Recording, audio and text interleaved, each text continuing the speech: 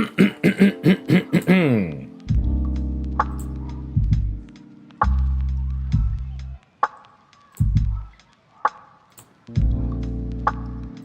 that down a little bit. Oop, rid of the Morgan. Bye-bye, Morgan. Pop all that up. Had to figure out a little bit on how to be able to read my own chat while also not tabbing back over into Restream every like 2 seconds. Is the can someone, before we like start getting like too into it, can someone let me know if the background stuff is like too loud, too quiet? It's like recipes online giving you opinions and story pieces next to the actual recipe. I don't need, nor did I ask for your opinion, Baker. I'm sorry about the sob story you provided. Feels rough, but please tell me how to boil water. And then says, hey, ZTL. What's up, EJ? Seems fine. Got them all EX tier servants. Sounds good. Yeah, alright, sounds good. Alright. Yeah, because I wanted to, because, alright, so just a little bit of context. This is also just going to go up on the channel as like a VOD. For like a little bit of a history, Gamepress has been kind of all over the place with their tier list. Like when I was first getting into the game, it was absolutely wild, some of the characters that were all over the place. So I think this will be not only good to just kind of be a little catalyst to kind of talk about the servants and why they might be ranked so high, or maybe they should be ranked a little bit lower, but also if you're like a newer player, it'll be a little bit of an explanation of like, oh, why is this servant so high up there? Like if you don't know about a Rosh or Chen Dingle Dong over there, you can see them in EX minus. I do think they're pretty. I think they're pretty solid servants. I think they're pretty good. So like, being able to explain why are these 1-star servants so high? Like, don't they just kind of do damage? It's like more than just that. Now, one thing to kind of start, I think the assumptions thing. I completely agree with valuing servants like this. SSR servants are assumed to be at NP1 10-10-10 skills. Double servant compositions are considered. I think that is perfectly fine, right? Like, I think that is how you should look at it, because you are not guaranteed to even pull a 5-star servant, much less pull them at higher NP copies. So I think looking at them at NP1 is a perfectly fine evaluation. I completely agree with that. I think if there was a theoretical free-to-play 5-star, you should look at them at NP5, but you kind of get into that with like the welfare servants over here. Now, I think all 5-star servants are excellent. Their performance often vastly outpaces those of lower rarities, and each of them is worth investing in. I do not think that is true. I think a lot of these 5-star characters are dookie dog water, right? It is very hit or miss. In fact, we even see this right now with, well, I guess it's Guan Yin now, technically, now that we know her name. But we even see with characters like that they will release them, and they're kind of just average, right? Like, they're not bad, but they're not really good either. They are kind of the servant that they release, and you kind of wonder what were they cooking. Same thing with Andromeda last year for last year's Valentine's. You just kind of wonder, what is the point of this servant? Is this servant going to be really good in a quest that we just don't have content for? Same thing for people like Locusta. Like, Locusta is a pretty mid servant. She's really good against enemies that are going to be heavily, you know, investing in debuffing your party with poison, but how often are you really going up against that, you know?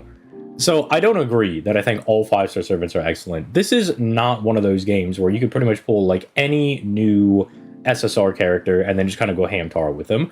The average for new servants, though, is getting better. If you do look at the average servants we get, we are no longer in an era where a character comes out as an archer quick servant, and you wonder if they're able to loop or not. Gen X for the 32 months, my boy. But back in the day, people may not remember, but we had characters like, oh, what is her name? I'm forgetting her name. I'm forgetting her name right off the fly, but it is the quick AoE saber that dropped for Lost Belt 4. Lakshmi Bai, that's her name. There we go, I remembered. Lakshmi Bai dropped, and it was really disappointing because they dropped a character that couldn't even get into their niche. They couldn't even do quick looping during the quick looping meta, which was like really annoying. Like, that was really baffling. Nowadays, you drop a character, they can loop. It doesn't really matter. I was actually having this discussion with a friend the other day where, say they drop a new art servant. It's an arts AoE. They got 3 hits on their NP. They've got like 0.5% NP gain. They've got basic buffs like a 30% battery, 20 to 30% NP gain, and like a 20 to 30% arts buff. They're going to be able to loop just off the merits of how strong someone like Castoria is, and just that those skills in and of themselves are kind of good enough on their own. Like, that's just going to be enough to get them across the finish line. Same thing with someone like the quick servants. Ruler Scotty is enough of a large buff for quick, that pretty much any quick servant that drops its an AoE is going to be able to get across the finish line. I think now the power creep is not if characters can loop or not, it's how effectively can they wield something like Black Grail, because the meta right now is the fact that we have 90++ nodes.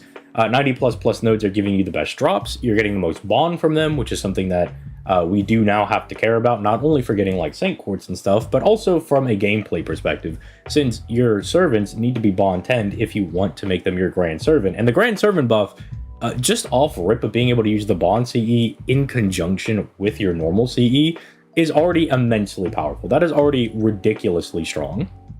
So the fact that like you do actually want to invest a little bit into being able to bond farm, even if you don't care about the materials that are dropping from the 90++ nodes, the fact that you're getting an increase on bond is also really good. It's just kind of the meta for things right now. And so the thing to consider is what characters can actually use Black Grail, because there are Buster servants that are helped out a lot because they can utilize Black Grail. Some notable ones are like Archetype Earth, Melusine, Tiamat, Areshka going now with her buff, and that definitely does distinguish them from a lot of the other Buster AoE servants. Same thing for arts. Most art servants are really, really strong because they can utilize Black Grail. Pretty much any of them are able to do it for free, but some of the distinguishing things are characters like, say, Summer Ibuki from someone like Summer Masashi. Summer Masashi not having a battery as an insurance means that there are some nodes that she's not going to be able to Black Grail farm because you're just missing out on an additional little bit of battery, and you have to rely on raw refunding. And that's kind of the power creep between even arts loopers themselves. Quick is in a little bit of a rough position because a lot of their characters can do Black Grail farming, but not all of them can do it very smoothly, especially against your Berserker type enemies. So just like things to kind of assume. So like I don't agree with all 5-star servants are excellent. I don't think that is something that is true for FGO. I do believe all 5-star characters can be fixed if you look at the cases for people like Iskandar or Constantine, or even Arthur, right? Let's use like Arthur or Iskandar because they're actually more seen as like bad characters that get a buff and become excellent. Like they become top tier competitive characters within their niche. All characters can definitely be fixed. It's just a matter of do they want to fix them or not. Look at recent buffs that we just got on the JP side of things with Gorgon and Medusa. Gorgon went from a character that was pretty unrunnable to now being a character that you can use in these like 90+ at the very least setups, maybe 90++ if she's invested enough, whereas Medusa just kind of got a power mod if somebody is stunned, but she's not as well positioned with her, I guess, older kit that it didn't really do as much for her as it did for Gorgon, you know, things like that. This tier list is therefore just a comparison tool to judge these servants by their relative performance. Yeah, that is perfectly fine. The tier placement is primarily based on the servant's current performance, and their placement will often shift with future interludes and rank ups, new competition, and the changing state of the game, which is obviously, you know, fine. Like that makes sense. The 4-star ones, like I said earlier, I do agree. I think you are not guaranteed to even get a single copy of any of the 4-star servants in the game, so ranking them at NP1 is perfectly fine. The whole point for your free-to-play servants is that you are guaranteed NP5 for them, so they should be judged as such. Same thing for the 1 to 3-star servants. You know, if they're in the friend point gacha and you know they're there all the time, you should have an NP5 Chen call, right? Like you're eventually going to get it. But you may never get an NP5 version of somebody like Caster Ku because he's story locked, and unless you're rolling on the story banner or you're going out of your way to summon on banners where he is on rate up, you are never guaranteed to get him at NP5, right? Same thing for people like Bedivere, but some of them are just so good that they're able to really compete. So let's go ahead and just start moving into the tier list. Let's start our little discussion here. Now, this is the obvious one. EX tier is Castoria, Koyan Light, Oberon, and Scotty Ruler. I think this is very obvious. The only one that might turn some heads is Scotty Ruler because people don't respect Quick as much, which is understandable. It kind of gets into the discussion of viability versus like what good actually means in the game, because if you ask the average player, they'll say, oh, Quick is bad, but what they mean is that it's not as good as the other card types, because Quick is as viable. Like you can get through things with Quick servants. In fact, over on Twitter yesterday, I actually posted a run. It was kind of a little bit of a meme, but it was a double Scotty Ruler run with Morgan to clear the 90++ for the current NA Valentine's event. If you're watching this in a couple of years, it's the one where Pope Joanna came out. But she is quite strong. Being able to do as much as she does for Quick and allowing them to still compete in the more modern meta and the more modern stages, I think goes to show how good this servant actually is. I don't think some people really understand how much a 65% quick buff per ruler Scotty actually matters, because you're getting extra NP gain and extra damage. This is something that kind of comes into conversations when we talk about what would a really good quick support really need to do. And it's like, well, we could give them NP gain, and that is one thing, but quick servants actually do benefit more from actually getting the card buff, because they really need to get overkill. They need to be doing massive amounts of damage. That is their bread and butter on being able to get their refund. So getting larger quick buffs is actually really strong for them. Not to say that an NP gain buff wouldn't help out some of the more old quick servants that don't loop as easily, but it is very important that they are getting more damage. It's why Scotty Ruler, instead of just doing the defense down plus a card buff, does an attack buff plus a larger quick buff. It's so you have more damage on all 3 rotations. It's very, very strong. It's rather good. But obviously, I don't think she's really competing with the 3 that are above her. I do agree that Castoria is the best unit in the game. There's really nobody that does exactly what she does for any of their card types. Even for Buster, you have people like Merlin and Koyanskaya that have split roles. Merlin, my bad, I can't talk today. Merlin is a character that really helps you out when going into challenge quests, whenever you're doing boss fights, and Koyanskaya is the one that you bring for farming. Castoria is different in that she does both of those things. Oberon, you can argue, kind of slides into that niche as well, because he's good for boss fights and farming, because you can just overclock your damage for finishing a wave 3 in like a 90++ node, or for finishing off a boss when you're at their last HP bar. But nobody exactly does it like Castoria. I could even be convinced into making a tier for Castoria herself, just because of how good this character actually is, and just that nobody can really replicate her level of viability, and she's just built to last. It's not even the fact that she's a really good support for looping and that she's a really good support for boss fights, but the fact that her skills are built in a way where you have split batteries on skill 1 and 2 are ridiculous. 1 is for the entire party of 30%, which is ludicrous. 1 is a targetable 20% battery. That gives the entire party the NP gain still.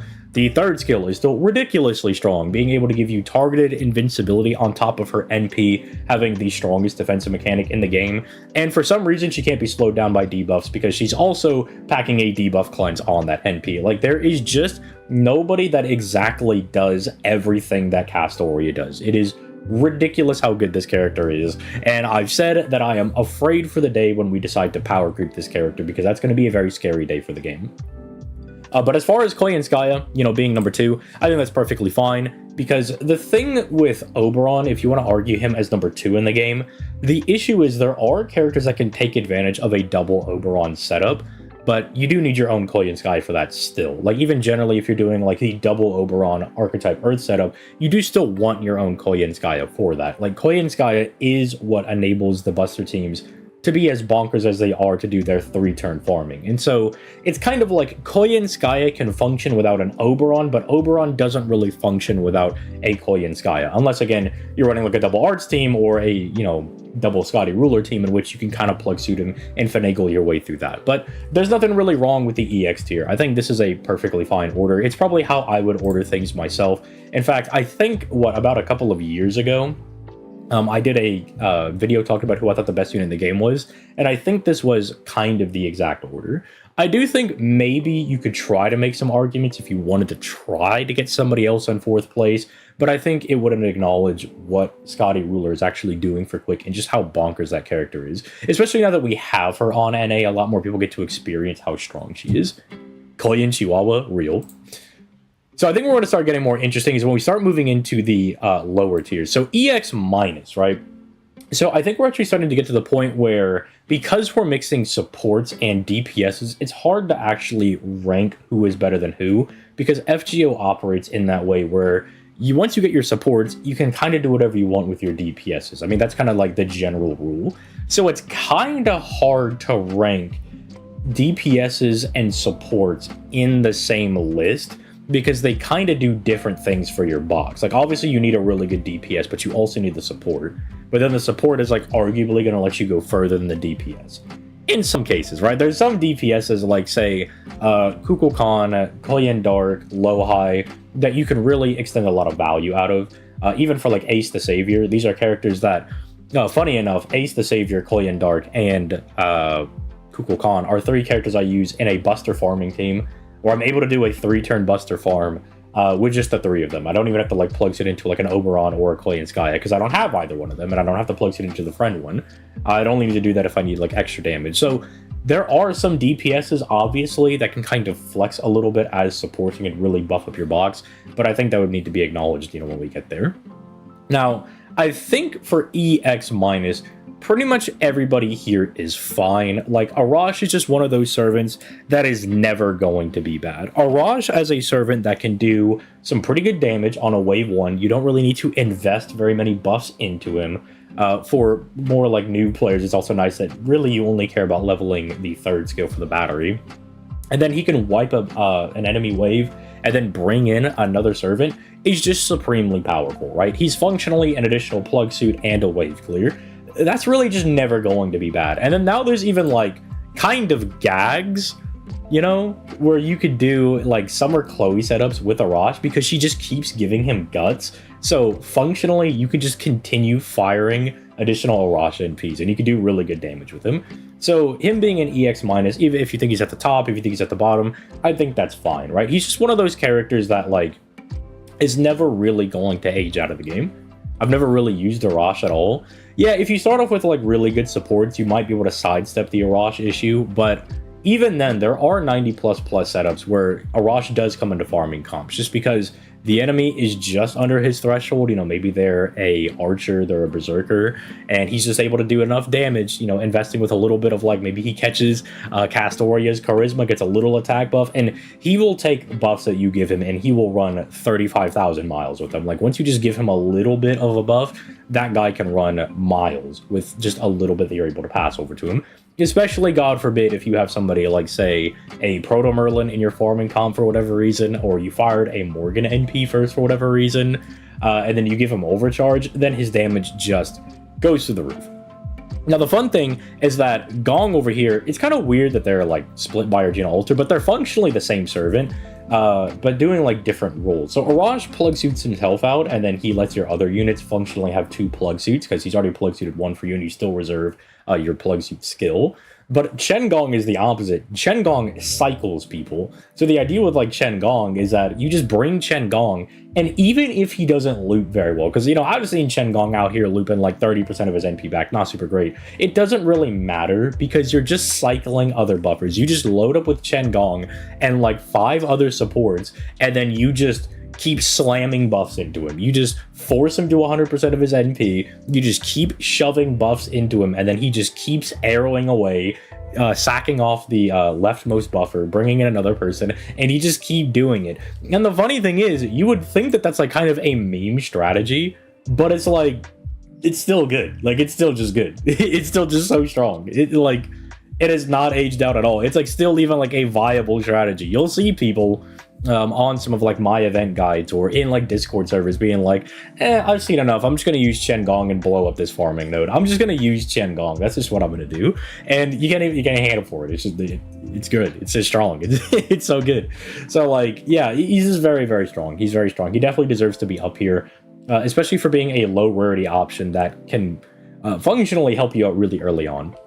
Now, I see Arjuna Altar and Ibuki Berserker are here. I'm assuming because they're viewed as like the premium best AoEs for their card types, which I do think I would agree with. As much as I am a huge Morgan enjoyer, I do think you gotta give Arjuna Altar the credit when talking seriously and like if you're trying to rank the characters, because Morgan is really good. Morgan can outdamage Arjuna Altar if she has her power mods, but the reality of the situation is you're not always going to have her power mods.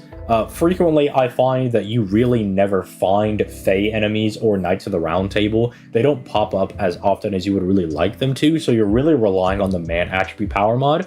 But unfortunately, other power mods exist. There's Sky, there's Star, there's Earth. There are just other guys that you're going to be running into. And then against them, I mean, Morgan's kind of a wet paper towel. I mean, I've done a couple of runs a couple months ago doing some 90++ and memeing on her being like, dang, Morgan double, you know, we give her all the full setup and then she's only doing 500k to these enemies. She just doesn't have the power mod. It's where Arjuna Altar benefits a little bit because functionally his power mod is always on and you can loop it with Koya and Skya. So Even if it seems like, wow, that's not a whole lot of damage. His power mod isn't like as big as Morgan's. You know, it's just against debuffed enemies. Like can't be that crazy, right? Well, when you consider that you can loop the skill back with Koyenskaya's skill, and then, you know, the debuff is all but kind of guaranteed on most enemies. That is the one weakness for Arjuna Alter. They built a little bit of, I guess, insurance so they could always creep him whenever they wanted, because they made it like it's a debuff that has to proc.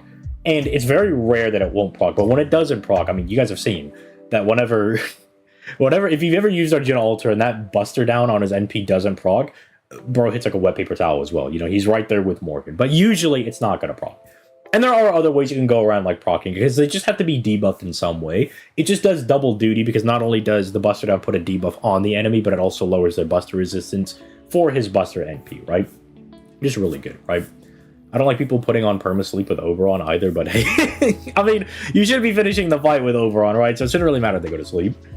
But yeah, definitely as like, if you're using EX- to kind of hold the strongest AoEs for the two different main card types in Buster and Arts, because unfortunately, Quick's Buster or Berserker AoE Servant in the T-Lady and Rikyu is not nearly as good as either of these two. I think this makes sense. It'd be a little bit weird if you had like Morgan and Arjuna Alter and EX-, because I don't like, when it comes to tier lists, I don't really think you should top load too much.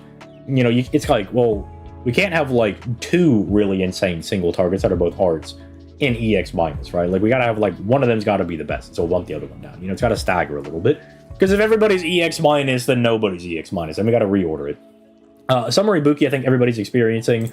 I'm personally experiencing kind of not cuckoo, but Ibuki Zerk withdraw on the NA side of things, because I have her NP2 on JP, but I don't have her on NA at all, because I went specifically for Ruler Scotty, and then I was trying to get Lady Avalon, because I thought she'd be a bit more impactful. But there are just some nodes where, like, man, I would really like to have Summer Ibuki, because not only is she really good as her own farmer, Earth Power mod is a hell of a power mod, but she also functions as a support if you're doing multi-core, which Arts is really good at. In fact, for the Lilim Harlot 90++, my strategy for getting through that without having my own Oberon was I brought Ibuki, Draco, and then double Castoria, because Ibuki does enough damage to clear the second wave full of like the 100k giants from Lost Belt 2, so you can just give Draco her second skill. Yeah, the Arts and Buster buff is targetable, so you could just give that to Draco and give her extra damage, plus the charisma buff that she has for the whole party, and it's really nice. It's really nice when stuff like that does crop up. So her being the de facto best Arts AoE servant, I do agree with. Then I think for some of the other characters on here, I think they're fine to be argued. Melusine is just kind of too diverse as a character. I do think as a single target servant, she's a bit lacking, but that's why she's also a really strong Buster AoE servant. She does double duty. Like, I will just, like, that was something that I warned people on the servant evaluation for her at the end of last year when she came back, was that if you're going for her as a single target art servant, she's very basic and she can get the job done, but she's not as good as some other single target art servants, right? Like, there's a lot of other ones that just do the job better than she does, but that's not her selling point. Her selling point is that you get a decent single target art servant and one of the better Buster AoE servants in the game. Now, it does kind of throw a wrench in my idea that I only like to have, like, kind of for these higher tiers, one servant for each role in the higher tiers, but Melusine, I guess, is a little bit of the exception because she can do multiple roles at once. And the fact is, she can also do black rail farming. And if you've used Melusine, even at NP1 with the black rail farming, she is quite stunning. She is quite good with the damage that she's able to put out. In fact, I think she has been already a part of, what is it, about like 2 90++ farming comps recently. Was also really good during the Koyenskaya raids as well. Definitely deserves to be up here. As far as Lady Avalon and Merlin are concerned, I mean, yeah, they're still just absolutely phenomenal going into more difficult content. Can function as a plug suit option if you need somebody in different farming nodes as well. Like, because I don't have Oberon, sometimes I will use Lady Avalon as my plug suit and arts farming. Same thing for Merlin in the Buster farming setups that I have to do that are a little bit wonky, that don't involve Koyenskaya or Oberon, because again, I don't have them. The large Buster buff and then the huge crit damage plus the attack buff is still nice sometimes. Scotty Caster, this is where I think this might be a little bit of a contentious take for me. I do think she might be able to be argued down to A+, just because I've been doing just like testing with this character on JP just to see if like Caster Scotty can still kind of get the job done with like the double Caster Scotty system, and it really does struggle. It really struggles to even get through a lot of just different nodes nowadays, because the 50% quick is just not nearly as good as getting the 65%. The defense down only applying for individual waves and not something you can carry for all three is a bit unfortunate, because it does mean that one of your waves is going to be lacking on damage, or potentially two of them if you have to use both defense downs on the final wave. It is a little bit awkward, and I will always go to bat for Caster Scotty's NP. I think her NP is really strong, right? Like, I think this is so good. What? Back me out, dude. Don't back me up, bro. The Scotty is literally, she's sending her stuff to try to like prevent me from exposing. But her NP is really strong, right? Like, this is such a good NP. Like, attack for 5 turns is incredibly good. The crit damage is good. Technical survivability is good. Death immune is a bit niche, but you know, it's nice when it pops up. And damage cut can help you live a couple of hits. I think the problem though is that you're in a quick team, so you're always doing quick chains, right? So you don't really have a lot of time to go for her arts cards. Like, if you're going for an arts card, you're going for your DPS's arts cards. You're not going for hers. So you always kind of find yourself in a position where you're never getting the NP. It's like the best NP you never really see, which is really unfortunate for her, because I do think it's a strong NP. I do think it's really good. I don't think it's bad, but it's just unfortunate. I think if you wanted to, you definitely could argue her down to maybe A+, which is a bit unfortunate. I do think Waver probably, like, I can understand the vision for him being an EX-. I do think we're a little too far ahead, though, that Waver kind of being this generic support probably does get argued down to A+, just because the things he's doing are very good. They go into any team comp, but it's not nearly enough, right? It's not really doing everything you would want, but it's also kind of hard to argue him down because, again, everything he's doing is just generally good. Unlike Scotty, you're actually getting to his NP. The stun, defense down, curse, and the NP charge removal is all really good. That stuff is all really powerful, so it's hard to argue him down. I do like seeing Reigns at EX-. I think Reigns is one of those characters that once you start to use her, you really understand how actually strong this character is. One of the things that I really enjoy doing is just a basic thing is bringing Reigns with like a Berserker Servant and then just making that Berserker take no damage. She removes their class disadvantage and then also beefs up their defense, so they just like can't die. I think it's like really powerful. I really do enjoy Reigns. Zhufu as well. Zhufu I think is like interesting, because I've never really thought about where I would slot her, but when I saw her over here at EX-, that actually is probably a really good placing for her. She might just be the best free-to-play support we have. And here's a little bit of a crazy take. She might be better than having a waiver on your account. That I know is a little bit contentious, but she's a little bit, like, her ceiling is a little bit higher, right? Sure, she's not giving the defense. She's not really giving, like, the huge, like, 50% crit damage, right? But she's doing a lot, dude. Like, she's doing more relevant modern things. Like, being able to clear a debuff, being able to have, like, a nice heal. 30% NP gain is not nothing. That's good in any team comp. Obviously, she's better if she's more suited in your arts teams, but this is a really just strong basic kit you can kind of bring anywhere. The only thing that I do think that makes her a little bit worse than Waver is the fact that she's a 3-star. And the fact that she's a 3-star means she has really low HP, meaning I've seen Zhufu get 100% to zeroed in a turn. She's gotten one shot a ton of times. She has gotten Gerblunky, you know, like she's just gotten flubed on by some guys. Waver does not die in one hit. Waver not only has more HP, he has defense, he's got damage cut. So again, like, I think it's something you could argue. I think it's like a neat little discussion you could have, but you know, it's not like super important. I do think they all deserve to be in this tier. This is like a tier that still is looking pretty good as we're going along. The only thing is that, like, maybe you could argue Waver a little bit lower, but it is also hard to deny what he is doing for the game. Okay, now we're getting into uncharted territory, because yesterday on stream I kind of just glanced over at the EX-. We have not gotten down to A+. And this is kind of interesting. Okay, so I know a lot of people are going to see like Kukulkan an A+. They're going to see Morgan an A+, expect me to like lose my marbles about it, right? They're going to see characters like that and be like, all right, ZTL, get them. So here's the thing.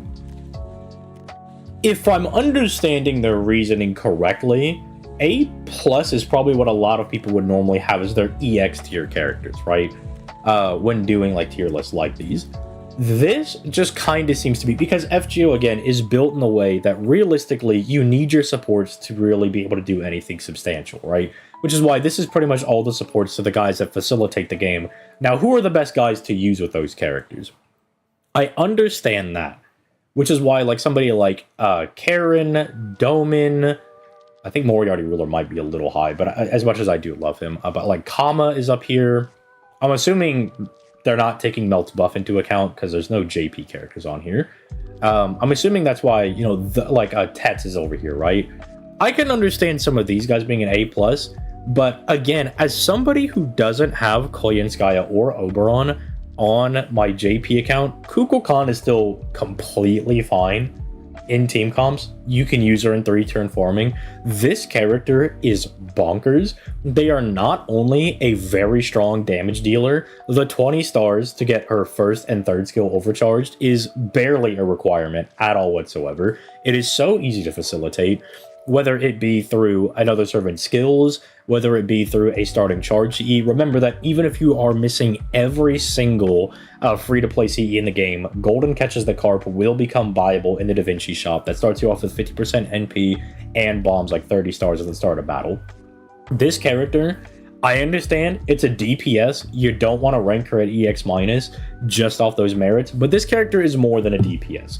They are ridiculously strong. They are so much more than just being a DPS servant. I think, personally, I would bump Kukulkan up. I think she deserves to go a tier higher. I think Morgan gets to go a tier higher because my logic is, without, say, like Koyenskaya and stuff, okay, what do they actually do? And outside of stuff like Koyenskaya, Morgan still facilitates, like, immortal team comps, right? She can still help you vastly going through different challenge quests and whatnot with a very good kind of pseudo-support style of kit that she's got going for herself.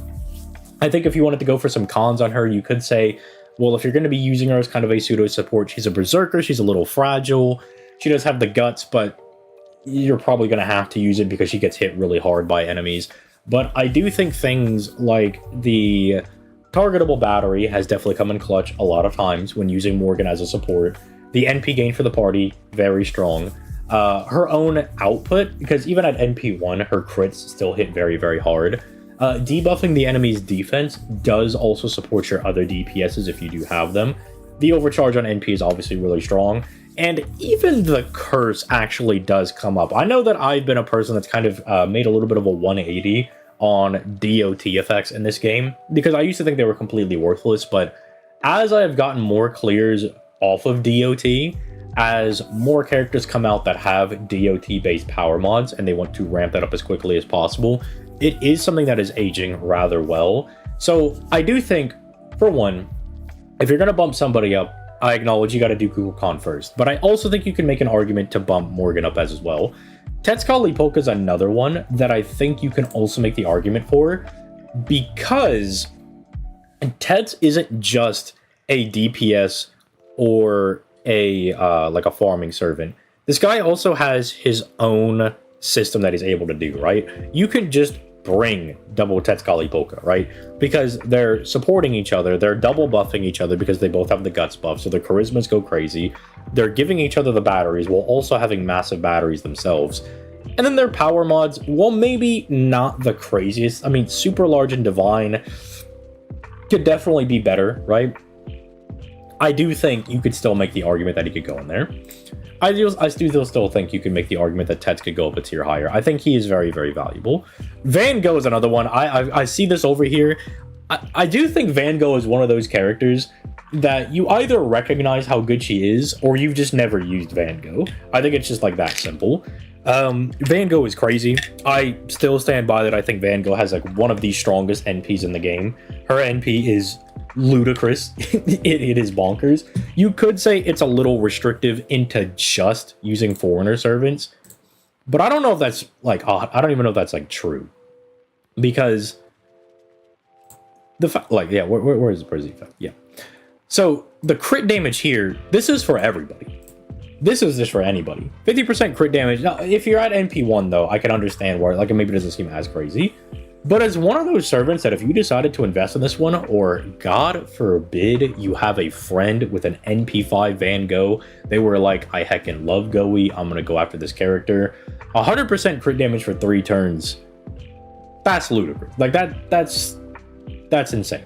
Now, obviously, we're taking them at NP1, so, like, we can't really, again, you can't give them that. But I do, you know, still have that in the back of my mind that it's hard to disconnect with, because I've used Van Gogh at NP1 and I've used some NP5 ones, and things can get really crazy very quickly.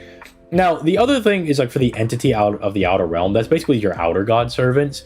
It is a little bit restrictive, obviously, but all those servants are fairly decent, right? They're at least decent to good, right? You kind of, like, they're not the crazy. Like, someone like Original Abigail is decent enough. Like, she's not crazy, but she's not exactly doo-doo water bad. You can get some usage out of her.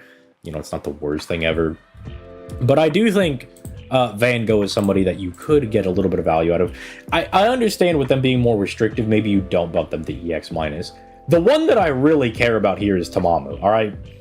Everybody knows that I am a huge proponent of Tamamo. I think Tamamo gets vastly underrated by people because they just don't use her. Castoria came out, Jufu came out, and everyone said Tamamo doesn't give a battery on any of her skills. All right, dust my hands off. I'm not using this servant ever again. When it's like, still an absolutely insane servant. I think Tamamo is still, like, even for people that are going for their free 5 stars, I think is a completely valid pick. I think it is perfectly fine to try to go for Tamamo. I think I've even told this to people, that if you have, like, a decent arts DPS, it might be better for you to go ahead and pick Tamamo over Waver. Like, Tamamo is ridiculously strong. The more you use Tamamo, I think the better you understand how good she is. In fact, she also functions in the same vein as someone like what's her name? Proto Merlin, Lady Avalon, and that you can use her as a plug suit option even in your arts farming setups, because big NP damage, big arts buff, that's really good. That's more refund, that's more damage. And again, arts, very similar to Quick, really likes getting their overkill. And so getting the overkill for your art service means that they're going to be ensuring that they're going to be doing a refund. I definitely think Tamamo should be bumped up to EX minus. Like, if there is any one servant here that I think is being disrespected the most, I think it's Tamamo, followed by Kukulkan, then maybe arguably by Morgan or Tetsukali Polka, but I can understand why those two would still be an A+, because it is NP1. NP1 Morgan does hit like a wet paper towel unless she has her power mod. Tetsukali Polka doesn't have the craziest power mod, so I can kinda understand it. Same thing for people like Ashia Doman and Van Gogh. They are really strong, but a bit restricted in who they can support. They're not as general as being able to support the entire card type. You know, they need to be helping out like chaotic evil guys, and Van Gogh, while you can use her with kind of anybody, realistically you want to use her with, you know, other foreigners, which can be a little restrictive, can be asking a lot to ask somebody to pull for another premium 5-star servant. As far as some other characters that I think are being kind of properly rated up here, do you think Karen being up here? I think that's rather strong. I think Karen is a very, very strong servant. I made some very out-of-pocket statement when I was doing the rate-up guide for Valentine's Day, and I was like, ooh, do I think Pope Joanna is better than Karen? I was definitely talking out of my ass on that one. Karen is a lot better than Pope Joanna. I have no idea what I was thinking. It literally is like I go into videos and I have like bullet points made off, and I strayed from the bullet points just a little bit and started talking crazy. Like, just started going crazy, just started talking foolishness. Went back and tried out Karen a little bit more, and I was like, I forgot how good this servant is. I think Estrella is one of the best single target art servants in the game that we have currently, properly rated. This character, I am so happy that I got my grubby little mitts on them over on NA now. I have to level up their skills, but I'm very happy that I got them. I think Caster Coup, this is going to sound a little bit rough, but you got to remember this is him at NP1 because he's a story limited servant. If you're rating him at NP1, I do think he's rated a little too high, because even though you can still use him with Black Grail and stuff, his damage at NP1 is still not the craziest, but I understand it. It's like we put up like the free-to-play Black Grail farmer up here. I get it. I would probably just rank him lower since he's locked at NP1. Because of these story locked conditions, I would probably throw him a little bit lower. Maonobu, I'm perfectly fine with her being really high. She might be rated a little high. I think maybe she should go down to like A, not A plus. But it's not something that I'm really going to lose sleep over. I have always been a huge proponent of Maonobu, even when she first came out. When Maonobu first came out, people were like, "Oh, Jalter's better." I was like, "What are you talking about? They both do completely different roles, dude. What are you guys talking about? What are you guys on?" And so I've been a lover of Maonobu since day one. She keeps getting buffs that keep making her better. By the way, if you weren't playing during year 3 when she came out, the reason people thought she was bad is that you couldn't have the 70% attack buff from turn 1. And I was like, yeah, you're not going to get the 70% attack buff from turn 1. That's ridiculous. But like a 30% self-attack buff was on the par. Like it was better than Charisma's. And it was like a little bit weaker than like Monster Strength. Then turn 2, you had a mana burst buff for attack, which is crazy. And then 70% attack on turn 3 is ludicrous. And you can loop this as well. You can loop this with Koyenskaya. So by the time you have this slotting into being a 50%, you've also looped it back again, and now you have a 30%. You have like 80% attack. It's ridiculous. This is Sky attribute, I believe, is what Heaven is. So that is something that I think also is really helping out Maonobu, is that she's really good against the most annoying people on the planet. She is really good against them. Not to also mention she's got this right here, buff removal resistance. That is ridiculous, because we all know that what does every single boss in this game do because of Castoria? What do they all do? Say it with me. They remove and yoink all of your buffs, dude. They yoink all of your buffs, because that is the only way to beat up Castoria, is to just straight up remove everything. So having insulation against that is very, very strong. Zero life for the $5. Tamamo and Scotty are a buff away to be released. Are you saying that they're a buff away from being like really broken? I definitely agree with that. I think if you even did something as simple as like giving Tamamo like a 20% battery for the party, everybody would be like, this is the best servant of all time. Even though functionally not a whole lot changed. You know, I think if you just did that, I think people would get it.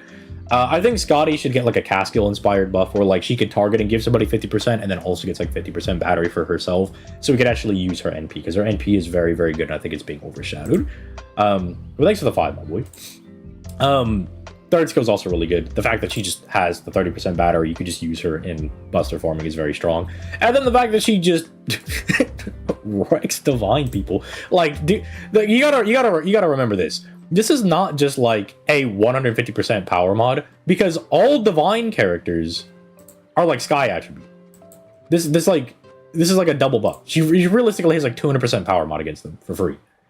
It's like ridiculously strong. It's so good, because your Sky attribute is like in relation to all of your like God and divine characters. There are some that are Earth attribute, not literally every single one is, but it's really good because often you are double dipping into both of those. So I do think she is super strong. Give Tamamo a 70% battery because she's cute. Dude, just why stop there? Give her 100% battery. Come on, man. I think Tamamo needs a way to get to her NP turn 1. If you can get a turn 1 Tamamo, I think people would really like her. And the thing is, with Tamamo being like really bonkers and broken and stuff like Extella in the extra games, I think you could definitely give her something like a Medea 100% battery. Easy, I think so. Other characters like Enkidu, I've been using Enkidu more often. I will say it's been a while since I've used Enkidu, but we started using him for the ORT raids. I've been using him in some team comps to kind of like test him out against like some 90++ farming nodes. I forgot how hard this guy is. I really forgot that Enkidu just dumpsters people. So I kind of get it. The 10k heal is also nuts. The only thing that I think if you were going to argue against Bingu over here, it's this. It's this wonky ass skill, dude. And like, it's fun. Like, okay, him being a hybrid servant, that's perfectly fine. You can give him like the quick cards. I don't really care. Gen stars for yourself, live your best life. But it is just, like, at the very least, Buster buff is guaranteed. So his NP is always doing big damage, right? That's also really, really good. But this is just kind of weird. This is just a little wonky. I don't like this very much. Often I'm wanting to get the quick buff. Sometimes I get the arts buff, but it's fine because I have the arts card. But then I get the arts buff, I don't have the arts card. A little annoying. It gets better, I think, with the fact that you could use him as a solo servant. So then if you get either one of these, that gets mitigated a little bit. But I do think I would like to see them work on that just a little bit. I would like to see that. Yo, chat, where's Gilgamesh? I don't know, dude. We're only at 8+. I'm slowly working my way down. I'm taking my time. Habitrot, I think she is fine in A+. The fact that she is free on the friend point gacha, meaning that she could do some decent damage at NP5, can pretty much auto-fire her NP, and people do forget this about Habitrot, but she does have the Arash ability to be another plug suit, because she will game end herself. She would be like, here you go, take these buffs. These don't really matter too much if you're going into like a farming buff or anything along those lines. It doesn't really matter, but this is important. It's the same thing for like Mandricardo. Like, you know, if Mandricardo had like an easier way to sacrifice himself, I think he'd be like way, way better. I think he'd be used more often. This being able to cycle yourself out while also technically being able to like not only do some damage to the enemy, but also even maybe bump somebody's overcharge up because you could fire her NP before somebody else's. I think that's really good. I think Habitrot is a excellent free-to-play servant, and I definitely think she's fine up here. Are you lost? What are you doing here, sir? You do not belong up here, dude. I swear, people will go look at Helena and they will see like, oh my lord, 20% battery to everybody. Oh my goodness, 20% card type to everybody. This has got to be a crazy free, like low end support, right? No, this is dog water. This no. This is not the stuff. This is not one tier below Jufu. This is like 2 or 3 tiers below Shufu.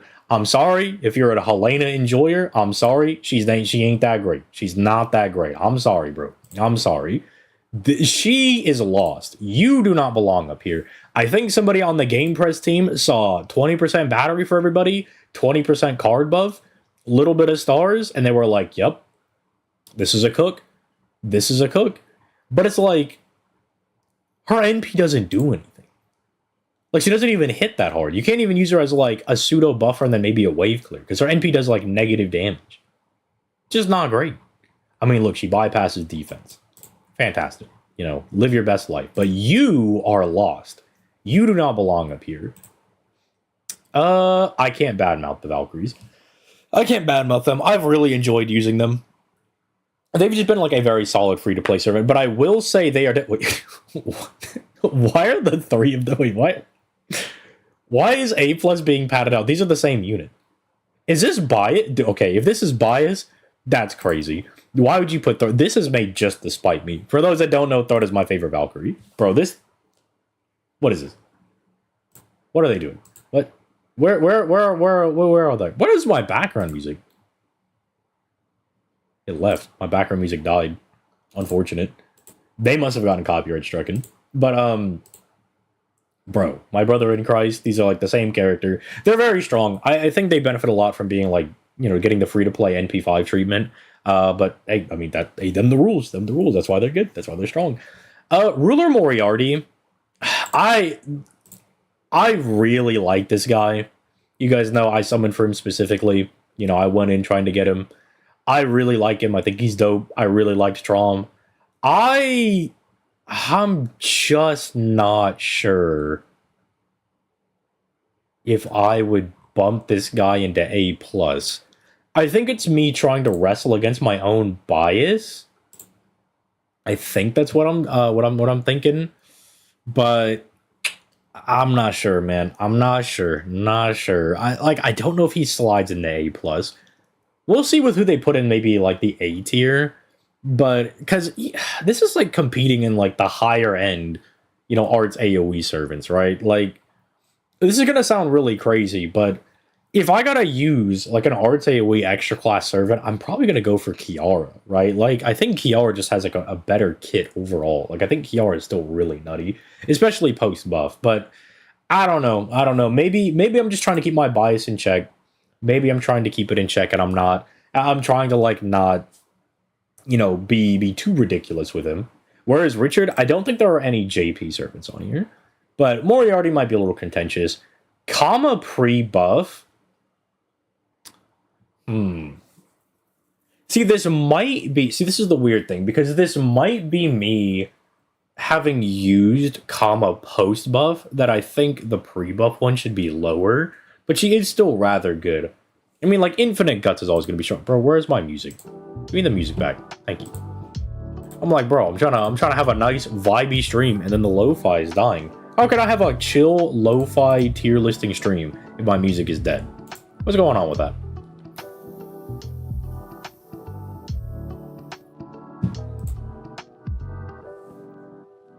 That explains why Salter's not A+. Yes, I don't think they have anything that they do not have on NA currently. Because... yeah, placement will often shift with future interludes and rank ups, and I don't think that they are taking those into account. Because if you look at, like, Moriarty's, right? They look at his page. You know, they have it listed as, like, not available right now.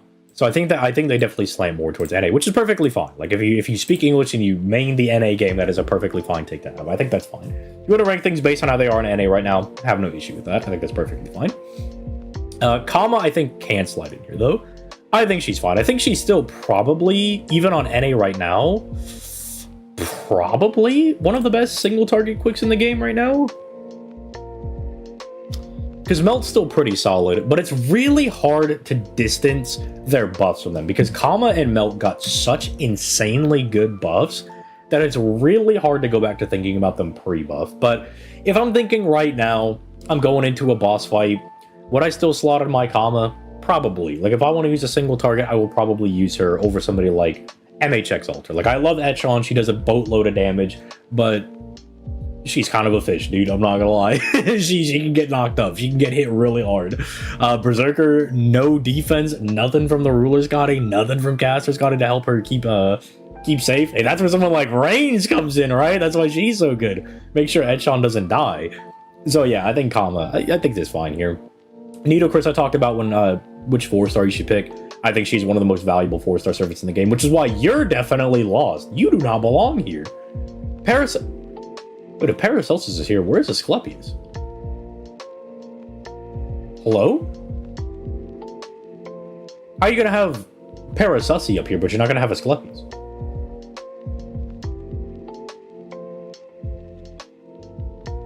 Bro, where is he? Hello? Asclepius, are you hiding under Karen? Nope, he's not hiding there. Where's Asclepius? Did they forget about Asclepius? Jack greater than Kama? Absolutely not. I ain't letting this go. How did Helena make it and not Gil or Herc? Herc I do think is... I think he's a little overrated. I think Herc is a little overrated. Not like he's like a B tier servant overrated, but I think he's slightly overrated. I think he's a little overrated. We'll talk about it when we get there. But where's Asclepius? Paracelsus is not like a whole tier better than Asclepius. No way. Even right now, because they fulfill different niches, right? Like, Paracelsus gives you the bigger NP gain buff and like a small arts buff, whereas Asclepius right now gives you NP gain and a battery, right? It kind of fulfills different purposes depending on what you need. Like, if your servant's not as good of a looper, well, I mean, you can kind of go either way. If you just don't loop a little bit enough, you know, you have the extra battery. Or if your servant is like really dookie dog water, you know, you might slot in Hohenheim. But Asclepius also really works like really well going into quick teams because he gives them the battery and the NP gain buff. So Asclepius being missing, maybe he's lost. Are you supposed to be Asclepius? Is that what happened? Did you know? Here's what it is, fellas. I think I figured it out. I think it was a misinput. I think they accidentally put Helena here instead of Asclepius. I'm also gonna shut my window because I'm freezing. It's like 10 degrees outside. And my dumbass has the window open. What am I thinking? Am I on crack? Maybe. They're on crack because they have this lost child over here and no Asclepius. Where is he? Kentoki might confuse some people I see here, but he just does really big damage. He's really good in like these single target nodes for like 90++. He could just do a lot of damage. He could just dumpster people. His kit is realistically not that good. The thing that is like carrying Kentoki is 3 things. 1, Berserker. 2, really high attack. Like his attack is dummy high. I think this is even... Is this pre-foes? I think that's pre-foes. I think his attack's like 13-7 when you have him foed. So his attack's really high. Big attack buff. Just mana burst attack buff. Big battery. Yup. That's all he's got. That's all he's got. And his NP's been upgraded. This does not proc first, I don't believe. If this proc first, crazy. Absolutely insane. Be dummy nutty. Be insane. You can also just like loop his skills back really easily. So like say you need to like 2-shot a final boss. You could just get this back. And then they have the buster resist down. And then he just slams them. So like Kentoki is actually like... he might seem a little bit weird, but both of the units actually function this way. Both of these guys are just hard carried because it's like they just do a lot of damage. Like, this is just a solid buff. This is a big battery. This skill sucks. It is literally pointless. And then, oh my goodness, more quick buff. We just refund our NP. Just insane. The fact that it can go up to like 70%, by the way, this is ludicrous scaling. Like, how do you go from 10 to 90%? What do you mean, dude? What do you mean by this, dog? They were like, well, we're not gonna let you stack the quick buff, so what if we made it huge? This is almost 100% quick buff.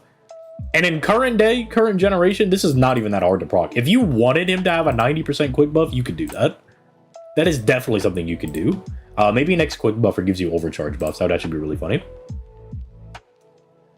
Tempt, you should pull for like G and G. What does he even mean by that? Kentoki's very good for multi-core, but Little O's feels bad that his alt skin is big. I know, I want Kentoki because I know I would never use him, but I really want his skin. His skin is so good. Okay, Space Ishtar is a little bit interesting. I would say as like an art, and especially as a quick unit, she's fallen off. In fact, as a quick unit, she already fell off on drop. Like, she was not good as a quick looper, even on drop. Arts, she was pretty solid. We definitely have better options in the game now. But as a buster looper, not that bad. I think what's kind of helping her keep relevance is the fact that whatever the meta is good for, Space Ishtar can always adapt to it, right? It's like a very good pick servant. Like, she's not going to be as good as Arjuna Ultra as a buster AoE, but she doesn't have to be, because she can not only be your buster AoE, but she can also be your arts AoE. She can fill 2 roles at once. She's not going to be as good as these two, but she can do all of them, right? It's a very good, like, balanced servant, right? Something I would like to see for Space Ishtar, though, one thing that I would really, really like to see that I think would be nice is if we ixnay this, and then we just make it 3 turns. If we just make this 3 turns, I would really like that. I think that'd be nice. We could also just let her give herself this. Why not? People love Space Ishtar. Why not let her be broken? This is a PvE exclusive game. That'd be nice. Oh, and also, because for anybody that's going to ask about this, I think if they buff one of these two, what you would do is you would, like, make this 3 turns and then add a condition that gives her 20% buff success rate. So you can, like, guarantee this. I think you could do double. Instead of just guaranteeing this, you could do double duty. You could buff one of these to, like, either let her get this or make this 3 turns, and then let her guarantee this on these skills. Kind of like how Lance's Gahawk is buffed. I think you could do a really sick buff for her. I think you could definitely do double duty on a buff, but I have no problem with her. Super Orion, wham bam, thank you, man, punches people. I don't think we really need to talk about that guy. Yeah, he beats the hell out of people. Yeah, I like her. I do like... I like Yume Ren. I think she's strong. Anti-male, big damage, free NP5, strong. A+ strong, maybe contentious, but I do like her. I don't have too much qualms with that. Vlad, I think, is also fine, an A+. Guy hits really hard. He has a very well-balanced kit.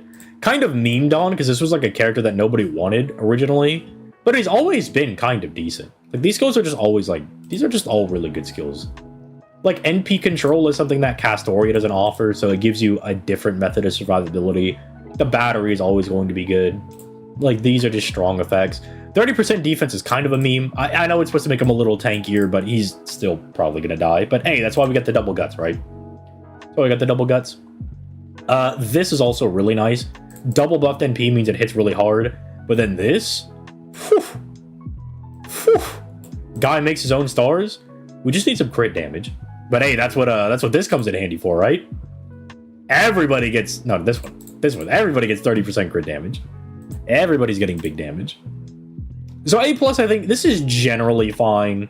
Have some issues, like, since you're at NP1, you could probably get slotted down. You're lost. Asclepius is missing. You should probably go up. You should probably go up. You two could arguably go up. And then I think I'm generally fine with that. I think that's okay. So let's go to A. Go to A tier. Oh my lord, A tier is so here. Oh my lord, everybody's in A tier, dude.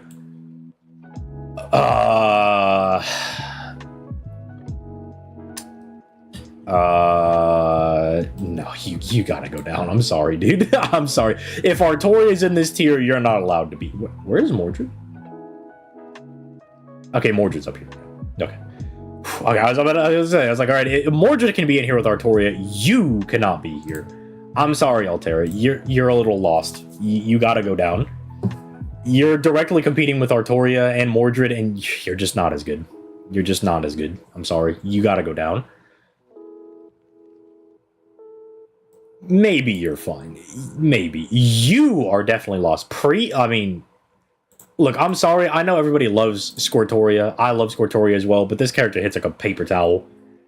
I understand people are going to be like, dude, you can loop so many NPs. All right, yeah, year one called. They want their argument back. Everybody can loop their NP 500 billion times. You're not special. You're not special. I'm sorry. Not special. I mean, it's so crazy. She's next to Anastasia and V. They actually have a power mod. Look at how disrespectful this is, by the way. They gave her a buff. So the servant that loops a billion times, they gave her a 30% battery. So, like, the argument for her is that she can loop her NP like 75 billion times. And they were like, so you know what she needs? More NP. No, what she needs is more damage, bro. This character is like a paper towel. Give her anything. The defense is kind of nice. I don't hate this. The sure hit is also fine. I'm not opposed to the sure hit. This is just this offended me when we got this. When we got this buff, I was offended. I was not happy. But A tier, yeah, okay, you could probably still slot an A tier. Do I think it like should knock you down? No, maybe not. Maybe not. But like, you're definitely dubious. You don't belong here. You're fine. I like Anastasia and V. They're a very like solid servant. Salieri, after doing the low star legends on him, I think I'm very confident in him being here.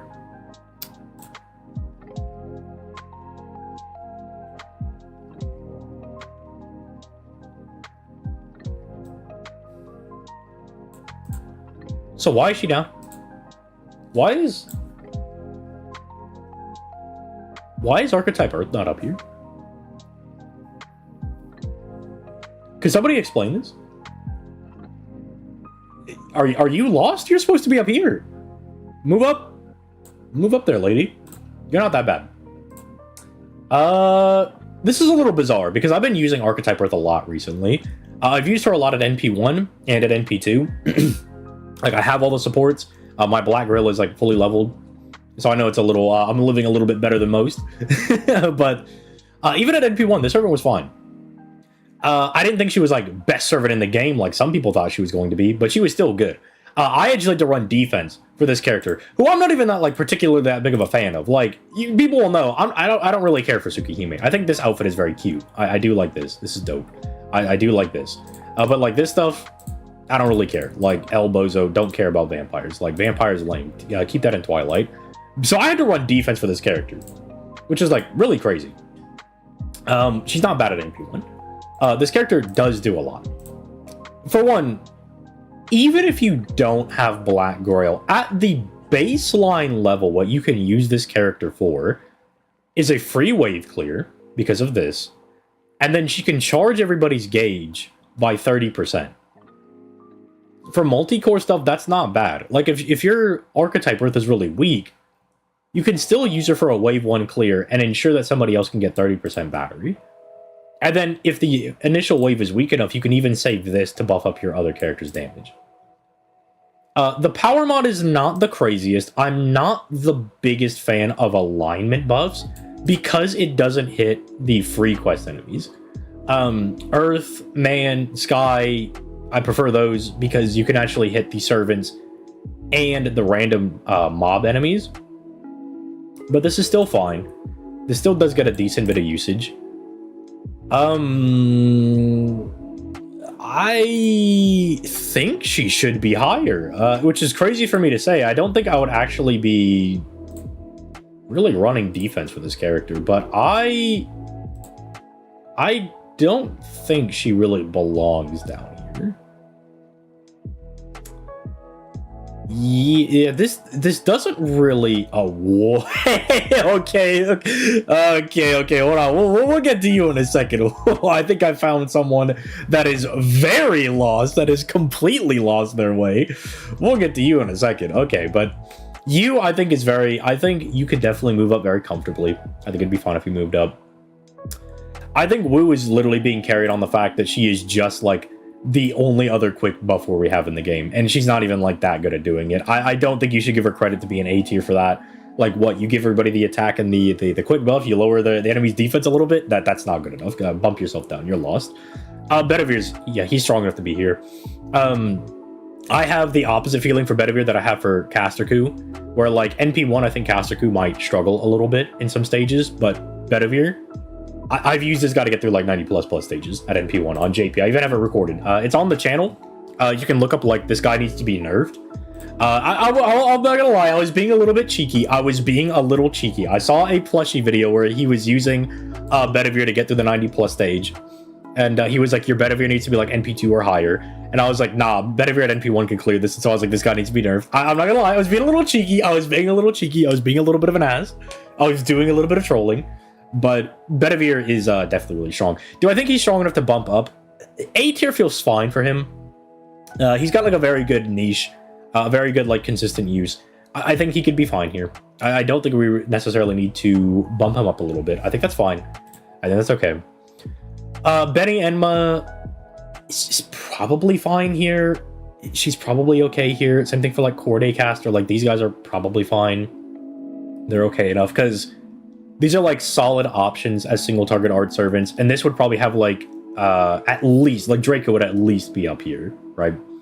And you'd have like Yusuke Kenshin up here. Maybe Kenshin might be able to bump up into EX minus. Kenshin is bonkers.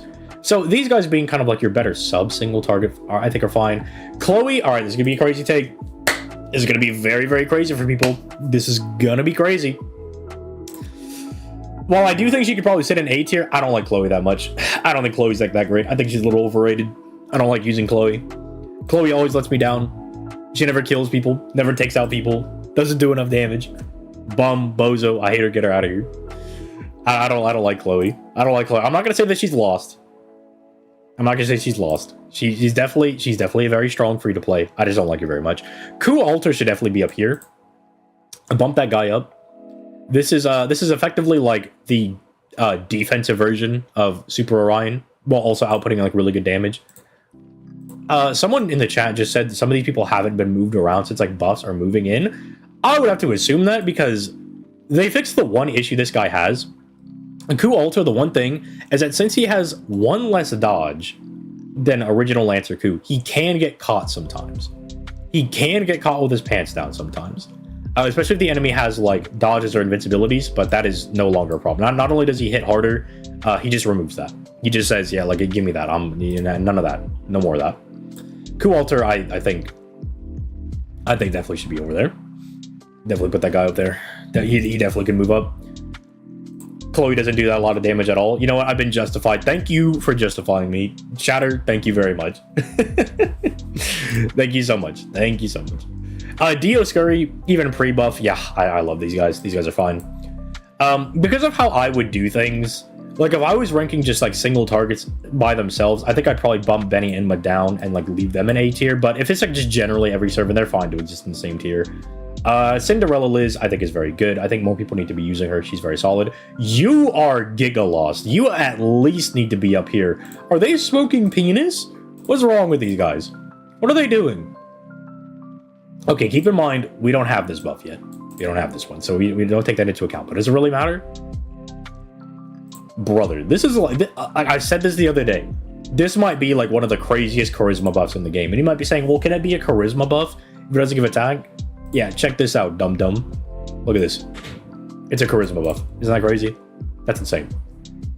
And oh, Power mod against Earth enemies. Did you know that when she got this buff, people were using her to bust her loop against sabers? Isn't that crazy? Earth attribute sabers, but still, nonetheless. Not only is this like a stupid good challenge quest unit, they're also just like inadvertently like maybe the best AoE Lancer in the game.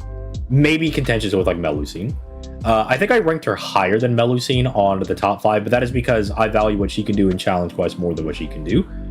You might be a little bit better when it comes to farming technically because of Black Grail, but you're getting smoked when it comes to challenge quest. Yeah, like Ereshkigal Gold definitely deserves to be a tier higher. You're fine. I think Uriel's a little underrated. I like using her. I used her for the 90++ for Tombice's event. Definitely very, very solid servant. Finn, I think it's undervalued a little bit. You're definitely fine. Drake is fine. Caesar might be a little overrated. I think he should probably go down a tier because this guy's got damage and that's really it. This guy can just do some like solid damage, and I don't think just doing damage is enough to like let you be in here. You gotta have some other bells and whistles. Galatea being here, I'm really unimpressed with Galatea's damage. I think she's got good survivability. I think that is, you know, that's perfectly fine. Like debuff, cleansing, healing, and then the double defense is fine. I am a little bit annoyed that this doesn't exactly work the way you would want it to, as far as how it activates and how it procs. So this is a little bit irksome at times.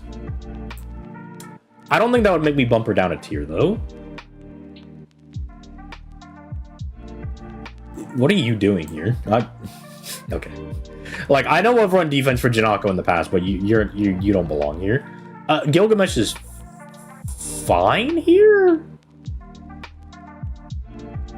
I have a huge bias for Gilgamesh.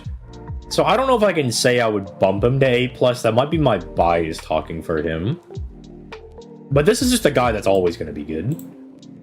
Like, this is a guy that's never really going to age out of the game. They're not going to let their poster child be bad. Like, this is just strong. Like, giving him Oberon synergy, making him better in multi-core comps as well, technically. You can, like, guarantee crits now as well. He is, like, missing a survivability buff and, like, maybe a crit damage buff for himself. Maybe that's what's holding him back for them. But this is still, like, ridiculous. This is still really strong. This is just really good. There's, like, maybe, like, 40 servants out of, like, the 400 we have that are immune to this. It's pretty strong. I think he's fine to be an A tier, but... You know what I mean? I could be convinced into A+. I think Gray is fine, but I think a lot of these free-to-plays do ride off of their NP5 status. Yeah, Rasputin is fine. Hephaestus might be arguable to go up a little higher as like a single target, like better version of Medea functionally. I really, really like Hephaestus. I think she is kind of getting the short end of the stick here. I think Herc is properly rated, which is going to irk some people. Let me get a drink of water real quick. Been yapping. Throat's dying. Why is Helena an A+? She's lost. But, okay, so the thing for Hercules that I think a lot of people, they have like year 1, year 2 tinted goggles on. Now, I'm not here to like talk crap about Hercules. I think this guy you can still get a lot of value out of him. This is obviously really good, but it's kind of annoying because it's built with his gut CE in mind, his bond CE, which is, I'm not familiar with Gamepress. Where is his bond CE? There it is. This is kind of neat. They give you CE recommendations, but his bond CE still remains like one of the better ones in the game. Very similar to like, wait a minute. Looking at this CE reminded me of a servant that has a very similar CE to this. Ooh, where's Big Ushi? My chatters, my boys, I'm not blind, right? Am I?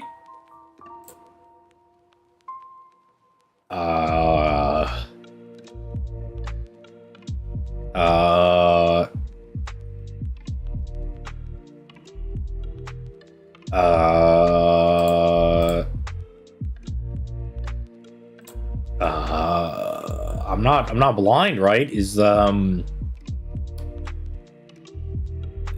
Where's Tyra? Excuse me? Okay. I see. The further the rabbit hole we go down, the more BS we're gonna be finding. Okay, but let me finish out with Herc. Herc's got a very good bounty. It does help him out a lot with his skill 3 over here. The problem with Herc is that he doesn't hit very hard, which some people will be like, no, my Herc did a million bajillion damage after I stacked like 50 billion buster buffs over here. And I'm like, that's great and all, but like my boy's not doing very much damage over here. I think he could benefit a lot from like just a simple NP upgrade. You could definitely give him like probably like an earth power mod on this. Herc fought a lot of like weird like things like the hydras and stuff. I think the hydras are like earth attribute. You could definitely give him stuff like that. I think that would benefit him a lot. I think that would definitely help. But I do think A tier is fine for him. Himiko in A, I think is fine. Wait, someone said chilling with Asclepius. What? Asclepius isn't an A tier? Excuse me? So you think Asclepius is like at the bare minimum 2 tiers lower than Hohenheim? They are smoking so much penis right now. That's ooh, okay. All right, we're gonna get schnasty with this one. Himiko I think is fine. If you want to rate her as A because she's a little wonky to use. I kind of think of her in the same light as like Van Gogh in a way. Not like 1 for 1, but kind of like they do very similar things for team comps they're put into. I feel like you might be able to argue that she could go into A+. No? Am I like crazy for thinking that Himiko could probably get bumped up a little bit? Control F? Oh, no. I know we could Control F, but no, I want to get there when we get there. Because what if Asclepius isn't in B tier? What if he's in C tier? Then I can be really upset. But okay, am I crazy? I think Himiko could definitely go up. Maybe like a tier, maybe, right? I think maybe you could bump her up, but A is fine. I think you could bump her up, but I think that's okay. Ibuki being in the same tier as like Artoria, I think that's fine. They fulfill like different roles, like kind of a bit. She has like a power mod. Yeah, I think it's whatever. Ishtar is lost. You're not that great. You've definitely fallen off. You cannot be in the same tier as Gilgamesh. Let's put it that way. You are not that good. You are not that good. You ain't that guy, pal. You're not that guy. I'm sorry. You got to go down to like B tier at the very least, maybe C tier. You don't belong here. Next to like Ivan. Look, I know everybody is coming their dicks off, like looking at Ishtar's fat ass, but like, I'm sorry, the weird Dark Souls guy is crazy. This guy's insane. I'm sorry. Like, Ishtar doesn't do half as much of this. This skill right here might be better than Ishtar's entire kit. All right, like this guy is crazy. No power mod, no guaranteed survivability, can't even guarantee the Pierce Invul, can't even access the big damage immediately. You've got to wait a turn for this, dude. Get this pee-pee poo-poo bum-bum servant out of here. Don't make me quote the Epic of Gilgamesh. I'll pull out the tablet. Those roasts are really bad on her. And I'll pull them out. You are lost. Get the hell out of A tier. EO is fine. EO might even be higher. EO might even be an arguable A+ tier. I'll say it. I think EO could go higher. Jarcher, I love you to pieces. I love you a lot, but you are not this good. You can like loot, but this is definitely somebody with year 3 tinted goggles looking at this character and saying, oh yeah, they're good. She NP1, your own list is considering them an NP1, and she hits like a wet paper towel. Do you see this base attack? Do you see this? This character does no damage. They are not clearing waves. Her ass is not looping. I mean, she's looping, she's not killing. All right, let's say that. The good thing is that if you are a Jarcher fan like myself, this is a very easy character to fix. She already has a very, very solid base to work with. They just need to toss or something, but you should probably go down to like B tier probably, but we'll see who's in B tier. you're really carried by the fact that you're NP5, because I will say this, I love Jalter. She's the reason I play this game, but this kid is not that great. 20% Buster buff for 1 turn. What were they smoking? 20% for 1 turn is ridiculous. 20% battery is like okay. This is like a fun skill, but it's like, yeah, this character doesn't do a whole lot. Like, this character is just a beat stick. I still use them to clear things, but you are definitely being carried by NP5 ability. The fact that you are a free-to-play NP5. You are definitely being carried by that. Kama Avenger, a whole tier below Space Ishtar. That's kind of a hot take. That's a bit of a take if I've ever seen one. That might be a little insane.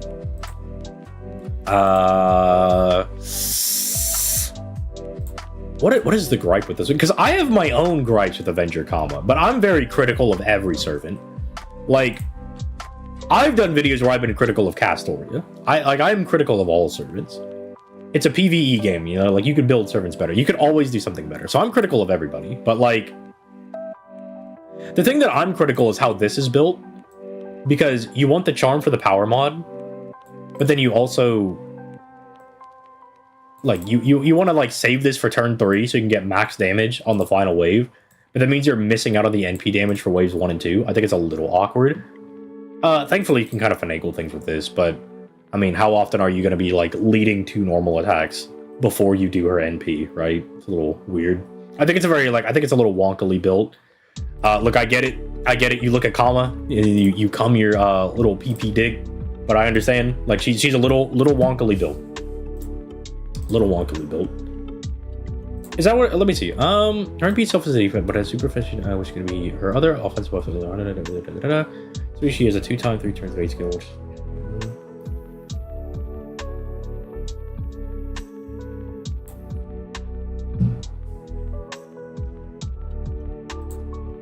Brother, where is the pros and cons on this? Like, the example I gave you is like a realistic, like, if you're actually playing the game and you're not just like reading the Wikipedia page, right?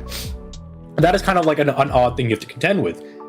Do you use the NP damage skill first because you need to clear waves 1 and 2, but then you waste the power mod? Is that something you want to do? Do you want to burn that early, or do you save it for the final wave and then kind of go all out? Can she clear wave 1 and 2 just fine? Like, you kind of have to, like, contest with that a little bit. Also, I do think this is a little weird because often you are going all of Castoria skills at the beginning. So if you ever need this, you're in contention for the 50% battery, or do you want to start building a power mod?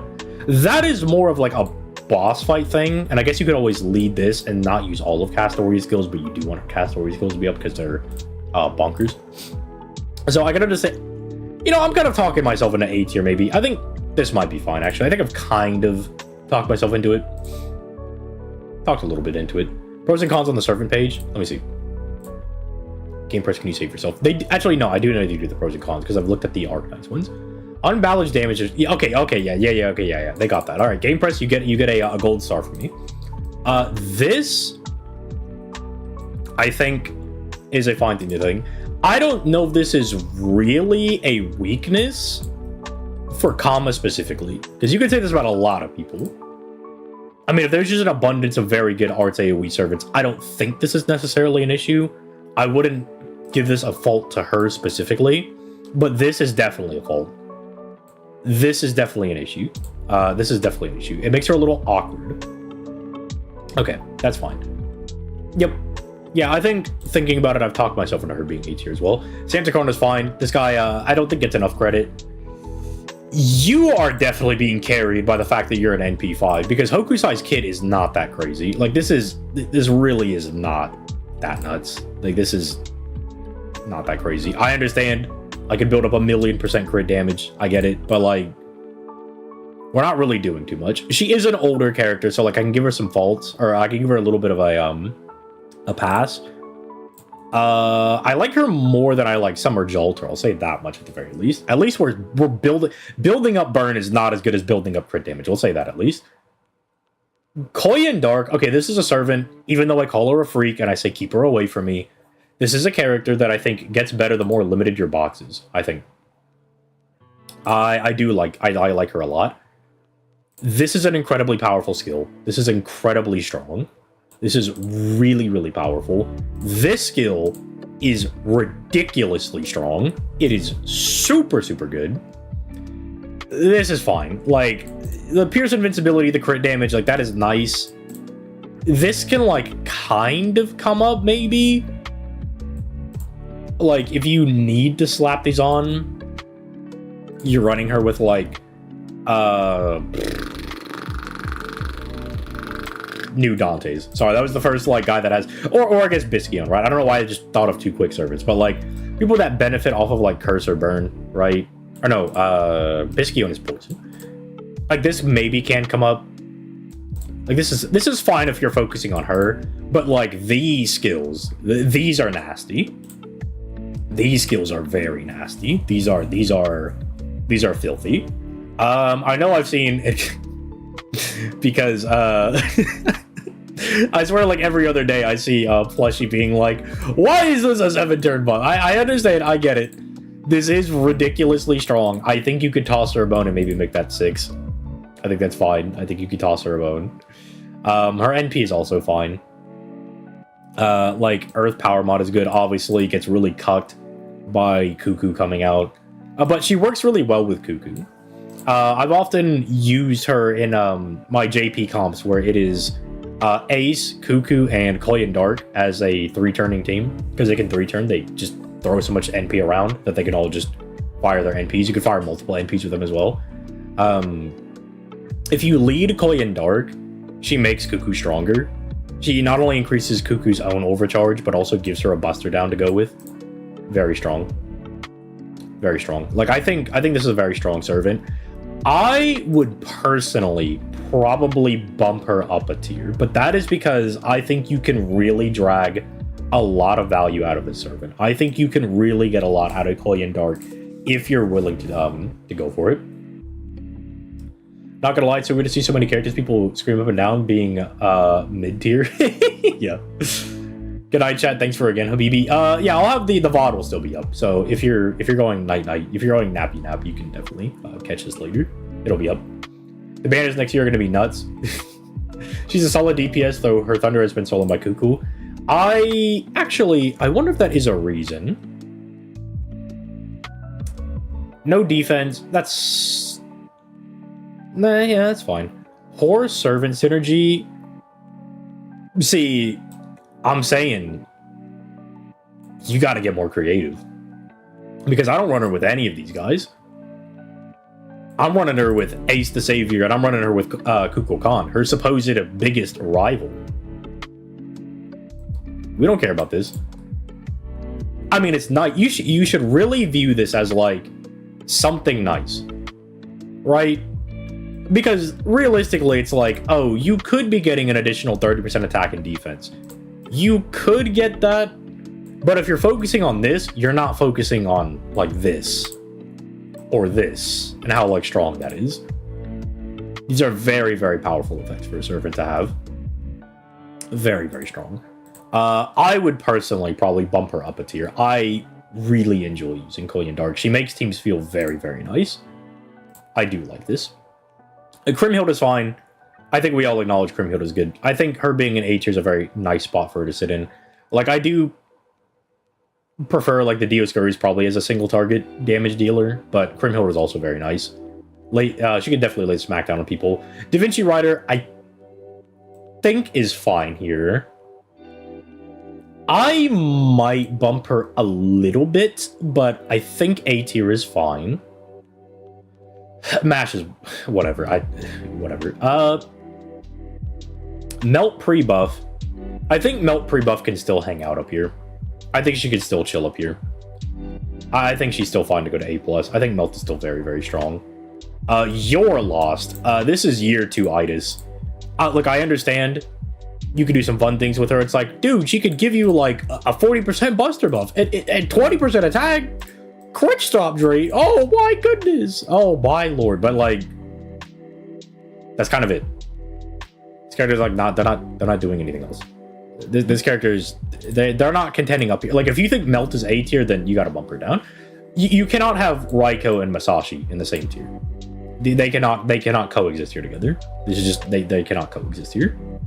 That's great. But then again, they also have Altera and Artoria right next to each other. I know it's alphabetical. You don't have to scream. I know it's alphabetical. I know. I know they're sorted alphabetically, but they just cannot coexist in the same tier. Altera cannot coexist with Mordred in the same tier either. They cannot coexist together. They can't coexist together. So there's a little bit of wonkiness going on. Some of these guys need to be bumped down. Masashi, I think, is where she needs to be. I've used this character more and more now that I've pulled one myself and I don't have to rely on a friend support one. This is obviously really good. This helps her out a lot. But if you want Masashi to be like a goated A+ tier servant, if you want her to be goated, she's gonna need something. I do appreciate this a lot for Masashi. This is a very good niche to have, but it is a niche. It is unfortunately a niche. It's a good niche, but it's a niche nonetheless. I think extending these could definitely be nice. I think that could help her out a lot. I think like crit damage could be nice for her as well. Maybe like a Star Bomb crit thing could be very good for her. I'm not sure. See, that's the kind of the thing though. If you just want to make her a little bit better, it's easy to do, but it's also very easy to break this character because this is a ridiculous mechanic. This is a stupid mechanic for a character to have. This is so dumb. This is ridiculous. You cannot give this to somebody that already has good hits. Because functionally, you need to look at your Masashi and say, so 6-hit quick card, 6-hit arts card, the godly extra attack, which is a little bit of a meme. But this is a dumb mechanic to give someone. This is ridiculous. Dumb in a good way. Very strong. I think A is probably fine for her. I am this character's greatest defender. Once she gets her NP buff, I think you can bump her up a tier because she just, like, invalidates all of the archers in the game. Like, this character existing is just like, why would I ever use archers ever again? I have Masashi. Especially because, if I remember correctly, isn't her power mod start higher? Yeah. Her power mod starts at 200% for some reason. It's not even like, oh, well, like, her and Gilgamesh can compete because they both have 150. Nope, she just starts at 200%. She just starts here.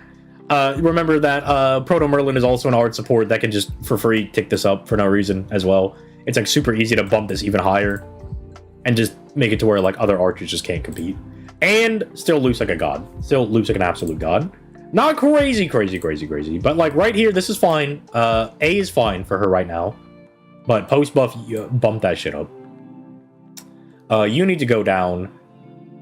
You should probably be around where, like, Ryder Mordred is, because you have the same problem. You guys have the same issue. You can kind of mitigate it if you're in the fight long enough for this, but, bro, newsflash, we're not getting this in a 3-turn farm, right? And that's what most people are going to be using her for anyway, is 3-turn farming. Her attack is very, very low. She does struggle at NP1 to kill people, which is a little unfortunate. I also think this is a little... Like, this is fine. It helps her damage out a lot. Turns where you have this up, it's very good. But she definitely does have the Ryder Mordred problem. Probably should be bumped down. If Ryder Mordred is not in B+, then... Or at least B. She can't go lower than that, but that's where I would assume they would be at. Echon here is fine. Echon is a megaton nuking character. She just blows people's assholes out of the water. She does so much damage, but she can't live. She can't take a hit to save her life, which is really unfortunate. And her supports do not help her out with that, which is really unfortunate. I really love using this servant. As an aside, huge Star Wars fan. Hate what's going on with it right now, but, you know, in general, I like the first 6 movies, kind of. That different discussion for a different day. So the fact that they gave me a Darth Vader character in the game, Darth Maul kind of as well, because double-sided lightsaber. Plus, you know, she's just adorable. Like, these are all just, it's cute. This is dope. Like, lightsaber Excalibur is super dope. I freaking love that. That's so cool. But I cannot deny that she gets her asshole blown out by, like, anybody. Like, any enemy comes in and blows her back out. She has no defense against anybody. But she can do a lot of damage. Good and sabers are good power mods to have. Same thing for this character. This character, I think, has the opposite problem. Their kit is very complete. They have everything they could possibly want. They have survivability. They got a big attack buff. They got stars. They got an additional, like, power mod over here that's, like, really good. They got a battery. They can pierce invul. This is all good. It's all very strong stuff. Plus additional attack, and they still kill sabers. The problem is, all one turn, one pump jump. I'm sorry. Like, I love XX. I think she is a adorable servant. I rolled really hard for her when she came out. Did not get her. Finally got her a couple years later. Very happy about that. But the bias cannot save you from your own kit being a one pump jump. I'm sorry. I'm sorry. I'm sorry. I'm sorry, Ben. MHXX is a nice, well-rounded DPS. If you need to get in there and butt blast somebody, she's great. Like, ORT raids, crazy. Just run in there, blow somebody's back out, leave. Great servant for that. But if you need to stick around for any longer than that, and you don't got Tamamo to help you get these skills back, you're kind of just sitting around. You're kind of not doing anything. So I think A tier is fine for them. Very insane damage dealing servants. But they have flaws. Needs longer uptime on the skills. Needs like some kind of survival. Dude, give me a dodge. Give me something, please. Kagetora is fine. Kagetora, I think, is more well-rounded over like these two. Probably not as well-rounded as like Santa Karna, but I think these guys all are kind of very close. I don't think you can be up here if Gilgamesh and Tesla are up here. No, wait, hold on. No, you gotta go down. You gotta go down, buddy. Sorry. Down. I'm sorry.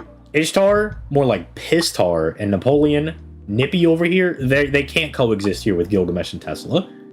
These are not four characters that are all like relatively the same. You gotta make a distinction. These two gotta go down. You can't have somebody look at this and say like, oh, so like Gilgamesh and Napoleon are like around the same shit. No. Gilgamesh and Tesla blow these guys out of the water. They sink their battleship 100%. You can't have them up here. You could probably go up because you're a pseudo support. Everything you're doing is good. You could pretty much bring her in any team comp. Any team comp wants a battery. Like Buster might not really want the NP gain, but they want the 30% battery. Anybody would love to have a 40% attack buff. Anybody would love to have a sky power mod. This could be a little bit more. It should be 50%. Realistically should. But these are all like very strong effects. These are all very, very good. She's a very good plug suit option. Also like a baby Castoria if you don't have your own Castoria. Like her plus Jufu and a friend Castoria can kind of get the job done. If the looper is decent. NP kind of doesn't do anything. Have been using it in the Valentine's 90++ though, because it does hit pretty hard. She does do a lot of damage. Even not giving the buffs to herself, she does a lot of damage. I think she could probably be argued up a tier because of utility. You also might be argued a tier up because of utility. I guess you look at Napoleon as Pierce Invul and Ignore Defense. I don't know. Why is Summer Nobu here, respectively? Why are you here? Are you lost? Someone assist the what are they? Not Daimyo. What is she? Emperor? It's not Emperor Nobu. General Nobu? I'm losing the term. My brain cells are frying. But get the general out of here, right? You gotta go down. You gotta leave. Sorry, you gotta go. You gotta leave. I think you could argue her a tier higher because of utility purposes. I think the amount of times you will bring this character just because they can dump all these skills on somebody, specifically these two, I think it's unmatched. There's like nobody that does what Nightingale Santa does for like people, as like you bring them in, you dump their buffs, you make them leave. Like, it's so good. I get it. Maybe it's like a little specific, which is why they have her ranked a little lower. But she is a really, really goated free to play. Like, I would at least distinguish her from like just kind of these generic single target guys. Like, I would bump EO up and I'd probably bump her up. Let me not look at. Ooh, I can already see him. Like, what are you? Okay, hold on. Okay, hold on. Let me not get ahead of myself. Hold on. Oh my goodness. Ishtar hits hate way harder than you think, bro. This sucks. You have ass tinted glasses on. You have ass tinted glasses. You're looking at my boy. You're looking at this. You're looking at this. You need to start looking at this. Okay? Look, we are approaching year 10. Delayed buff? That is not good enough. You need to be able to do this shit immediately. 80% chance for this? Not reliable enough. This is good. 50% battery's good. This skill is good. I'm not taking that away from her. And then, like, the damage is fine on this, right? Like, this is okay. And this is nice. I do like this. I like the 20 stars. But she needs a buff. She needs help. They need to give her something. I know that I am an Ishtar hater, right? I know that. I know that I am an Ishtar hater. But she needs help. I would like her to get help. Because, look, I might be an Ishtar hater, but I know she's popular. And I want people that like Ishtar to be able to use her and, like, go clap ass cheeks with her. So she needs something. You can't be up here. You cannot coexist with Gilgamesh. You cannot coexist with Tesla. They need to be bumped down. I'm sorry, they are not like half as good as Tesla or Gilgamesh, unfortunately. Okita's a little weird. I think A is fine for her. It's really weird. I like Okita herself a lot. I'm not the biggest fan of how she's built. She's very one pump jumpy. But if Echon, see, like, I think Echon is better than Okita. Like, I think she's, like, why would I bring Okita if I have Echon? Maybe the dodge? And she crits a little bit better? I guess it's fine. I guess she can stay here. Okita Alter is fine. I've been really enjoying using her. Ozzy's a little suspicious. This is a little suspicious in A tier. This is a little weird because of everything he does for everybody. It's a little weird. It's a bit suspect, but it's not the most suspect thing I've seen. Like, I think he can be here. I think it's a little sussy though. It's a little suspect. Okita could probably borderline be A+. I'm sorry. That's just not true. I'm sorry, man. That's just, I love Okita as well, but A is as high as she can get. She can't get higher than A. I'm sorry. I don't think she can get higher than A. I don't think that's true. You gotta play the game more, my boy. I'm sorry. Which is why it's suspect that Ozzy's here, because Ozzy he could definitely go an A+. He could definitely bump up into here. Because like, think about it like this: Ozzy has like the same like support viability somebody like Morgan, if not like way better. What? Yeah. Why are you here? Yeah, you need to get bumped up. Yeah, no. This is just suspicious. No, he's got to get up there. No, he's got to go up there. I'm sorry. He's not a one pump though. Hello, excuse me. Buff for one turn. Buff for one turn. All buffs for one turn. Buff for one turn. Oh my goodness! But we do have 40%. Stop the presses. Hold on. She at least has, she might lose everything else. All of this might be gone, but at least we have the 40% crit damage. Oh my goodness. Holy shit. At least we have this. We've lost everything, but we at least have one singular buff. Yeah, you right. She ain't a one pump chump. Yeah, you right. She keeps one buff. Ooh, yeah, you right. Yeah, you right on that one. You don't belong up here. You need to go down. I'm sorry, Percival. I'm sorry. You're probably like a B+ or what. I'm sorry, man. I'm sorry, man. Okay. I'm looking for Tyra because I'm trying to find out. Dude, there's... You're shitting on my balls right now, dude. Tyra's lower than B+. This is ridiculous. Okay, let's just go through these. You need to be bumped down. I love Lancer Artoria. She's probably like my top 5 favorite like fake characters. I freaking love her, dude. I love her, dude. Love her to death. But even with the power mods, you're like a wet paper towel. You're lost. You need to go down to like C tier. I don't know why you're here. You could arguably be bumped up. B plus is probably fine for you. B plus is probably fine for you. You need to go kick Paracelsus's ass and take his spot. You're fine here. You need to go to, like, D tier. What is this guy? Is he being carried by the 50% battery? Like, what is this? How does he have all these weaknesses and he's in 50%? Great farming potential. In year one, maybe. This is maybe true in year one. What are you talking about, bro? What in God's name are they talking about? B plus Astolfo, dude. You're fine. I do like Ashwataman. You're a little wonky. Probably could go a little bit lower.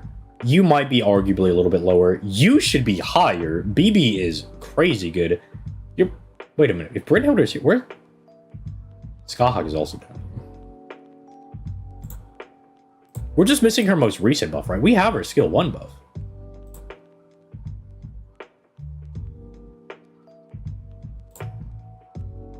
Yeah. Yeah, we guarantee that, huh?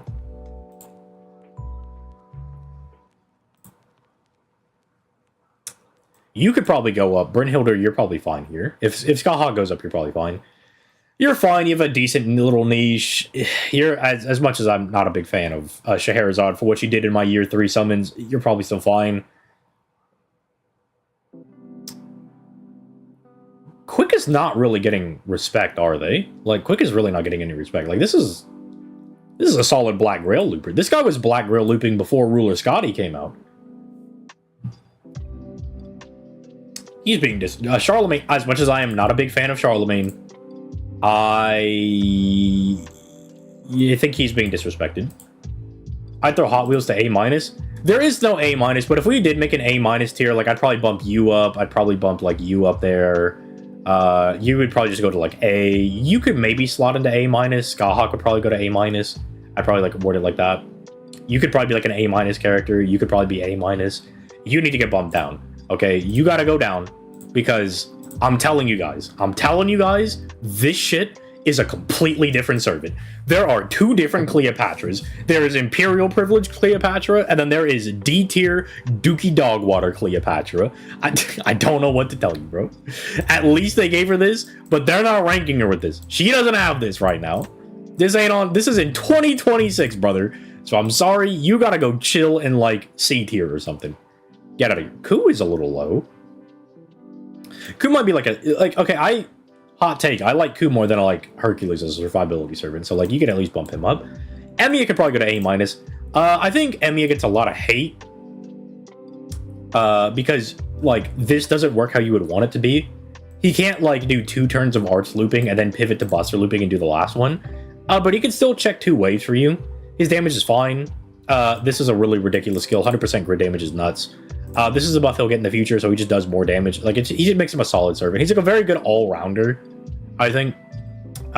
Because of this, his NPs focus as, like, their star bombs. You can just bomb a bunch of stars as well, so he can, like, fund his own crits. I think Emiya is being a little disrespected. I think if we had, like, an A- tier, he could go up. Dante should also go up. This is, like, one of the best quick farmers in the game still. This guy, like, nuts. Although, he is a little hoed by this. Because realistically, Dante doesn't do that much damage when he doesn't have the attack buff up unless you've invested. That's why you needed to get him to higher NP copies during year 3. That was the whole thing, is that, like, you couldn't rely on turns 1 and 2 without the attack buff, and you need this for wave 3 because of how big the enemies are. So maybe he's fine actually here. You don't have your buff yet, but when this guy gets his buff, he's cooking. He's probably fine. He's probably fine here. George is fine. I like George a lot. B+ is probably decent respect for him. Trung Sisters in B+? I do like Dioscuri a bit more than them, so that's probably fine. 100 Personas, okay, I think she's a true low-star legend in that, like, she can't be up here with, like, people like the Trung Sisters and, like, Jolter. She can't be up here with them. She's probably got to be, like, a solid B servant. But if you're giving her credit because she's a low rarity servant, then yeah, she can be fine. You're lost. Why are you here? What in God's name is this F-tier servant doing here? 20% battery for all. It's something about Helena. What does Helena do to people? She like brain controls them to put them in higher tiers? What am I missing with this servant, dude? What is it with Helena? Somebody at Helena, somebody at Gamepress loves Helena and is giving her credit. All right, I meant my ADHD is kicking in. I'm seeing Huyan over here. I do think Huyan you could probably bump up to like an A- if we had that tier, but since we have no A-, it's probably fine. You need to get bumped down. You need to get bumped higher. Are we smoking crack? Did we forgore? Have we forgore like big ass damage on this servant? This character hits, and like this character hits hard. This character hits really hard for having a 50% battery. I understand people are gonna be like, but like mud demerits though. But what about like mud demerits? Fuck your demerits, all right? It doesn't matter. I did the calculations in my original Ilya video. It doesn't actually matter. You're like you're gaining enough damage that you're still overbeating your damage. You're outbeating the damage. It doesn't matter. Ilya needs to go higher. Even if you're talking about like farming comps, she can go up. 50% battery plus like her damage, good. Jack, you're being overrated. You need to go down. You need to get bumped down. This is a fine spot for Jolter. Remember, she doesn't have her 50% battery yet. This is probably fine. You could leave her here. This is probably fine. I don't even think I would bump her to A-. This is actually probably a fine spot for her until she gets the battery. The battery does a lot for her. I prefer Sanzo over here, but Ilya is still okay. Yeah, I do prefer Sanzo as well. Sanzo does a little bit more for like team utility, but you know, where is Sanzo? Did we miss Sanzo? Excuse me. Dude, they're gonna have like C tier Sanzo, and I'm gonna lose my fucking mind. I'm not a huge fan of Hokusai. I think she could even go down to like B. Hoagie's probably fine. Bakken, I think, is right where they need to be. I think you are right where you need to be. Lancelot, because of the rules, cannot be this high. Lancelot, because of their own rules, cannot be in B+. He loops really well, but he does, like, absolutely no damage. Let me, like, reinforce this. Because of their own rules, Lancelot cannot be this high. They are considering NP1 Lancelot. This guy is not... He ain't killing shit, dude. This guy is not killing anything. This guy, no. NP1 Lancelot cannot be this high. Neither can you. You don't do any damage at NP1. You guys benefit a lot from being NP5, and then you guys become real units, but NP1, no, get down. Da Vinci's getting a buff, so, like, I guess you could just stay here for now. You gotta go down. One pump chump, can't be here. And by go down, I mean, like, B tier. I know Leash One has a lot of fans. But he's probably going to go down to, like, B tier. Like, one pump chumps are not, like... I don't value them that highly. In current gameplay. They are... they're also kind of one pump chumps, but they're free to play one pump chumps. So they might get valued a little bit higher. I'm just going to say they're fine, and I'm just going to move on. She should definitely be higher. I'm actually curious. What are the critiques? If the critique is team cost, then I think it's valid. If the critique is not exactly team cost, then it's not valid. Is definitely not someone a master should pick up. She is a lot of facilitation, even for support. It's like a wet noodle. Nah. Nah, it's wrong. Sorry. The demerit for Miss Crane is that we don't have team cost to like actually use her properly. You just can't load up on enough. Like the things you would want to be able to do with Miss Crane, you physically can't do them. We just don't have enough team cost. You can't run all the things you would want to do with her. That's the demerit for her, is team cost. If we had more team cost, I think this character would skyrocket. I think she's probably like A tier or something. She is not that bad. Like, saying that she's a character you shouldn't pick up is like true in one sense, but like she is very good. I think she's very strong. Mordred is fine. At NP1, I would probably rank her down because she has a hard time killing at NP1. NP2 does a lot for her, as I can personally attest. But she can loop really well, but she should probably go down to like B because she's going to have a hard time killing at NP1. Ranmaru, I do not think is that good. I think she should probably also get bumped down. Caster Nero, This is probably where she wants to be. Like, B plus, I think is fine for her. Needle Alter definitely needs to get buffed up. You cannot have, like, just the litany of things that she has and be in B plus. You gotta be in A, at least. Or at least A minus. You can't have, like, 100% battery and, like, team support. With the ability to, like, cheese certain stages. And be in B plus. Like, she does too much. You're smoking dick. She can't be there.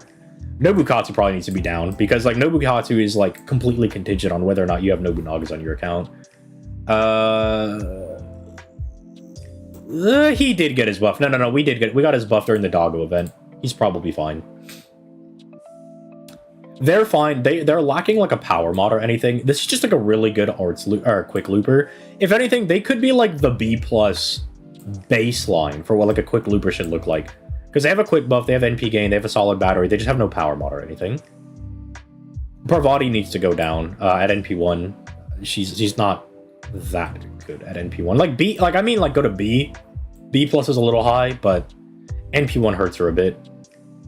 This character really doesn't have a use anymore. I think the meta has far and away left them behind. You could definitely bump them down. Pope Joanna in B plus might be fine. Maybe. I've been very unimpressed with this character the more I use them. But I think B plus is probably fine. You can go up. You can go up to, like, A minus if we had one. You could also go up to A minus. Maeve, I think we're just showing that we have dementia. We just don't remember everything this character does. This character's crazy. This character's nuts. She's also Buster, so who is a Buster male you can use her with? Merlin. Help Merlin get to his NP more guaranteed. So we can, like, support her even more. Waver's also a male. Oberon is a male if you want to cheese with that. I don't know why you would care about that. Fairy, I think that also includes people like Morgan. I think Morgan is counted as a Fae. Yeah. So, like, she can work really well with, like, Morgan as well. This is not as niche as you would think it would be. It has, like, very good synergies with people. Obviously, the male attack buff doesn't matter as much. Doesn't matter as much. But, like, this is I think this is, like, a very, very strong A minus character. Robin Hood, I think, is a little behind the times. Bump that guy down to B. Like, I don't think this is quite, like, the standard for, like, a B plus character. In a free-to-play tier list, maybe, but when we're considering everybody, I'm sorry. It's just not quite good enough. Same thing for Ryoma. Ryoma was, like, decent in year 3, but he is definitely very behind the times. We talked about you. I think Sherlock should probably go to A minus. Sherlock is doing... Like, Sherlock is, like, the best character you'll never use, is the moniker I give him. But he is very, very strong. This is very good. The fact that you can, like, more guarantee his NP now, I think is very good. This NP is just almost worth running him entirely for. 50% crit, pierce defense, pierce invul, lower everybody's defense, neuter them by at least 30%. While also still providing stars for people. I think is very good. I think he is quite strong. I quite care for this character. Whenever I do decide to use them, they're very good. There's not a single bad fairy. Yep, Castoria is a fairy. Exactly. Yeah. Like, we didn't even go over everybody. Like, Maeve has such good synergies. Like, you could literally do, like, Maeve, Morgan, Castoria. I might run that as, like, a team and, like, stream it in a couple of days, just as, like, a meme. Just to, like, show that. I think that'd be good. Shuten, I think, is being overrated. Siegfried, I think, is being underrated post-buff. Taigong is being massively underrated. He is being massively underrated. This guy should at least be an A tier. He is ridiculously good. As a character that is not story-locked or limited as well, anybody can theoretically pull this guy in any banner. It's ridiculous. It's just like the quick version of, like, Tetsugali Polka, but I think there is, like, a quick bias on this. But we talked about that at the very beginning of the stream, where, like, I think FGO players struggle a lot between, like, being able to differentiate the fact of, like, viable and, like, bad, and, like, what these things, like, actually mean for the game. Yeah, Sherlock the way he is because he fell off, maybe. I mean, he did literally fall off, he did fall off. Tama Lancer. Tama Lancer might be fine in B+. I think she's fine in B+. I think she's okay. Where is Tyra? People are mentioning there's, like, filters. What filters are we missing? We have, like, all the filters on, huh? There she is! She is an A tier. Okay. Why were you not there? Why were you not there before? Why is Tyra not normally here? Is there? You know what? Gamepress is going through some, they're going through the revisions and whatnot. Maybe it's just broken. I don't know. Maybe the website just broke. Maybe it broke. Maybe their website exploded. Taigong is my only good quick support, real. Gamepress is quick, therefore bad. Yeah, that is like such a bad, like, mentality to have. By the way, Headhunter Hades, I love the Hercules reference. That's like my favorite Disney movie of all time. I just wanted to give you props for that. My guess is that the site can't show all the servants at once, so it hides them. Too many servants in A. We can't just sort by A tier servants, so like it can make like less of them. That is a little bit weird. That's like, it's a little bit of an oversight. You definitely want to make sure, like, bro, bump her down so you can show off Tyra. All right, dude, come on. Tyra should probably be an A+ anyway, so this shouldn't even be an issue. This shouldn't even be something we're dealing with. B. Pre-buff, you're not this good. I'm sorry. I'm a Salter fan as well. My Salter is grailed. Believe you me, I love her. I love her to bits. Pre-buff, she is not this good. Like, this character just doesn't work. She doesn't, like, work in anything. You can't use her for buster farming. It's too small of a battery. Yeah, like... Artoria works without Oberon because she has a 30% plus a 20%. 20% plus 10%, you're just struggling. This character's got to go down. They just don't really have a point right now. So I'm not even that good for A, but better than B. Let's see if let me just see if there's any hot bro, wait, okay. How is Ryder Astolfo better than Saber Astolfo? Ooh, don't tell Terry. You cannot tell Terry. You can't tell him. We cannot tell Terry about this one.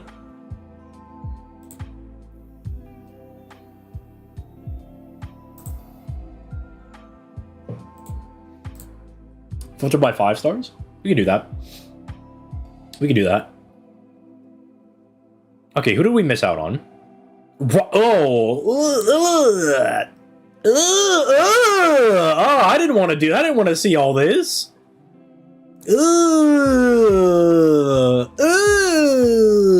Kiara in B8. No, wait, this is A tier. Never mind. I thought this was B tier. I thought this was B tier. No, you're fine in A tier. You guys are fine in A tier. Do not have these characters linked. Ozzy is way better. He blows Ketz's ass out of the water. You're fine here. You need to go down to F tier. You suck. You could probably go down to B+. Sitanai, I know that I have been a defender for you. I know that I have told people that you are not indeed Shitanai, but you are not A tier. Okay, do not. You're getting a little carried away. You're getting a little carried away. Who do we miss in here? Let's see. Any new faces pop up? What?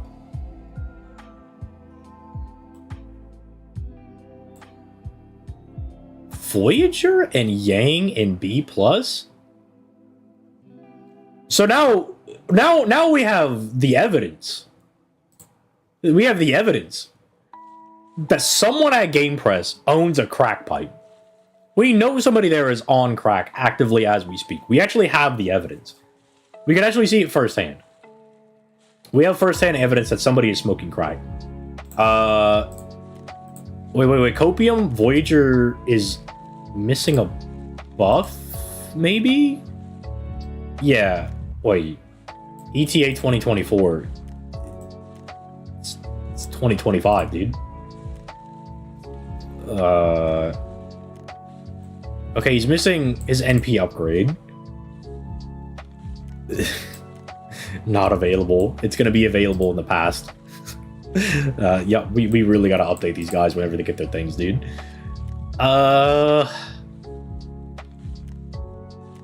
Without the NP upgrade, maybe B+ is fine. Vitra, you need to go down. You're just a little too awkward. The third skill on Vitra, I think it's just a little too awkward. I think she should probably go down to B. So what's up with Yang? Why is she down here? Multi-turn requirement. So we know that command codes exist, right? Like we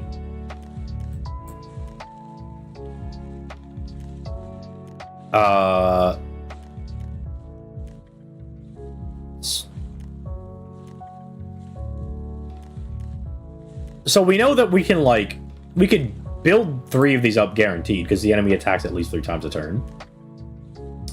We know that's 4, and then you could build up to 7 because command codes are a thing.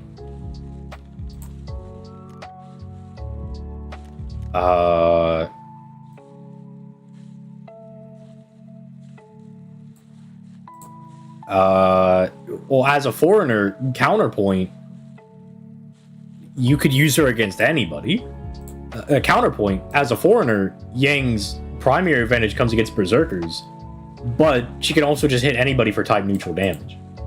You could bring her anywhere. In that case, she's very viable. You could bring her anywhere, which is like, okay, I think this is going to be an inconsistency. I think I can point this out. It's probably going to be on Space Stars, right?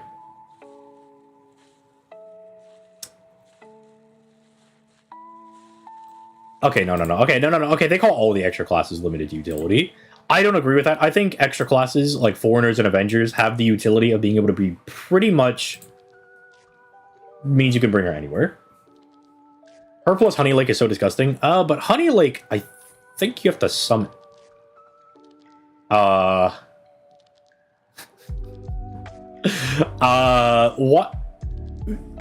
Why isn't Honey Lake a recommended craft essence?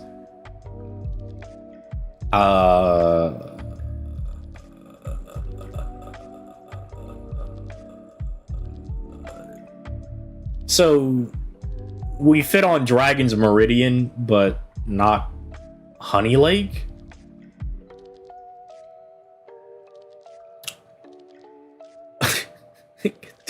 Recommended K-scope is really funny. Look, okay, let me just say, because if somebody from Gamepress does watch this, they're gonna think that I'm taking the piss out of them. Look, I really like how this is listed. I really like how you guys list the website stuff. I'll give you props on this. I like how this looks. It's very easy to kind of like parse through information. I really like the way that your guys' Arknights one looks a lot. I think the Arknights pages are very, very nice. They're super helpful. We gotta update these a little bit faster, man. I know everybody's got a lot. I know we have lives and everything, but it can't take more than like 5 minutes. Especially whenever you could just do it when a serving gets an upgrade. You could be like, oh, let's just go make sure that their things are up to date. I mean, I'm also sure that there are just people that would do it for free. You could just add people onto the page. Maybe I gotta do it. Do I gotta join? Can I be a contributor? No, nobody likes me, so maybe not. But debuff immunity ruins her. That is true. That is a con. I don't know about this. And I don't know about this. Would they put multi-turn requirement on somebody like Bisquion or New Dante's as a demerit? Okay, Yang definitely can go up. You can definitely go up. Sanzo is fine. Who else is down here? Summer BB is way too low. Jacques should probably go up a tier. She should probably go up 1. Izumo should probably also go up 1. Jean is probably fine where she's at pre-buff. Karna might even be able to go down a tier because he doesn't have his buff, so like, what are you really using him for? KP could probably go... This is a crazy statement.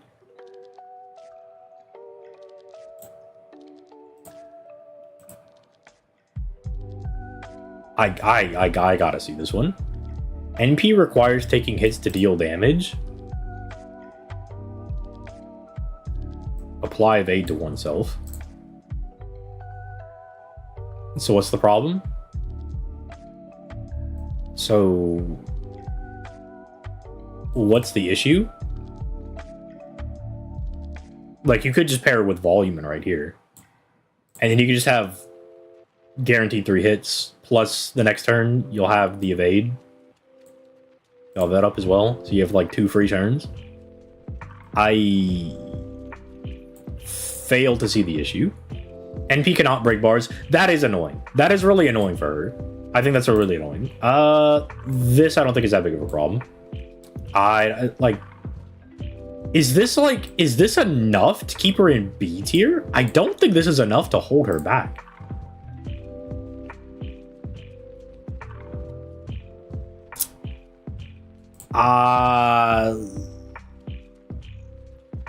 To be fair, you can just get murdered if you're unlucky.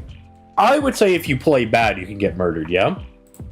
If you don't know what you're doing. If you're, like, bad at the game, yes. But if you've used Bazette maybe more than, like, 3 times and you kind of figure out how her kit works, I think you'll be fine. I think the only times we've lost with Bazette were when we were doing the auto team builds for the ORT fights.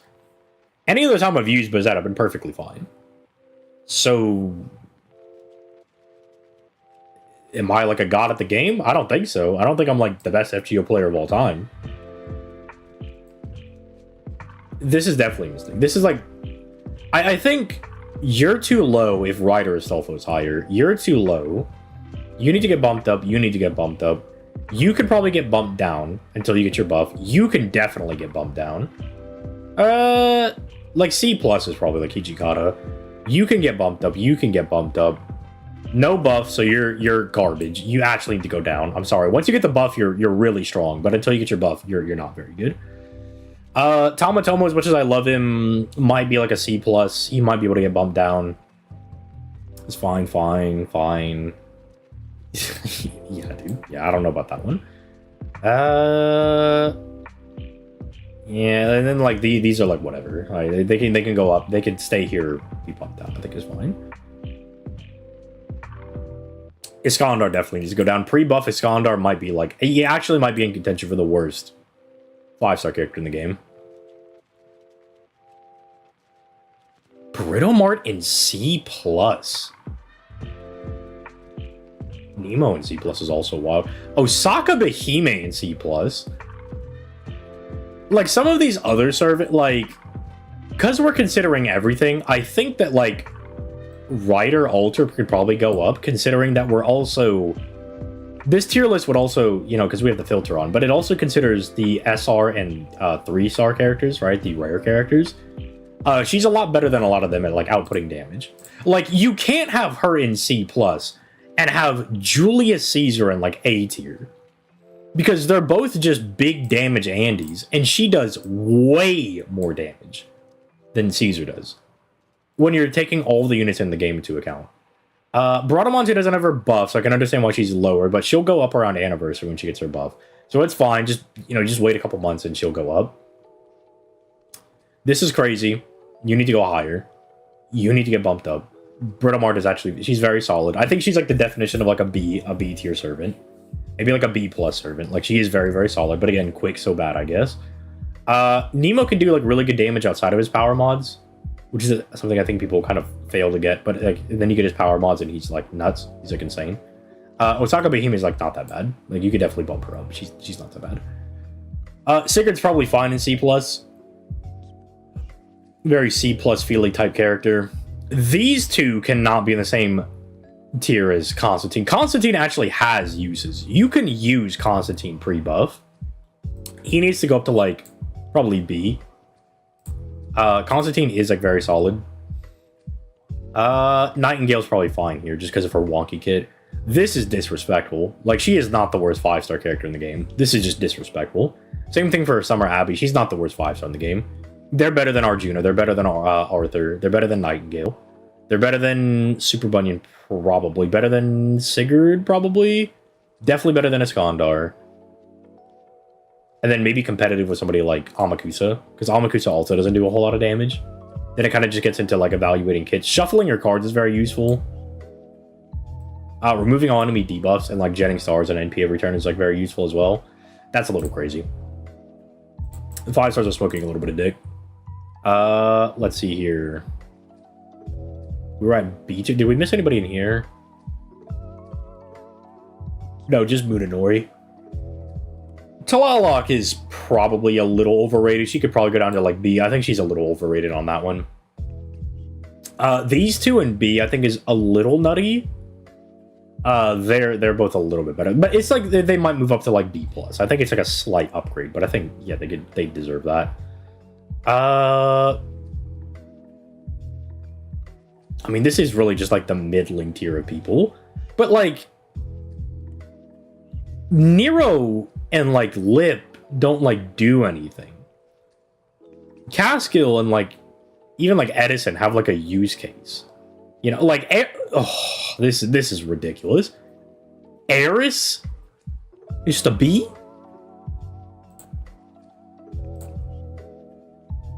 Bro, are we forgetting Eris is like dumpstering on people? This, like, okay, I know you can't see like the names of them, but this right here, this highlighted area, is post-buff Tyra. This is Eris. No power mods or anything. Like, she's not that bad. Like, come on, man. Come on, bro. Come on. Come on, bro.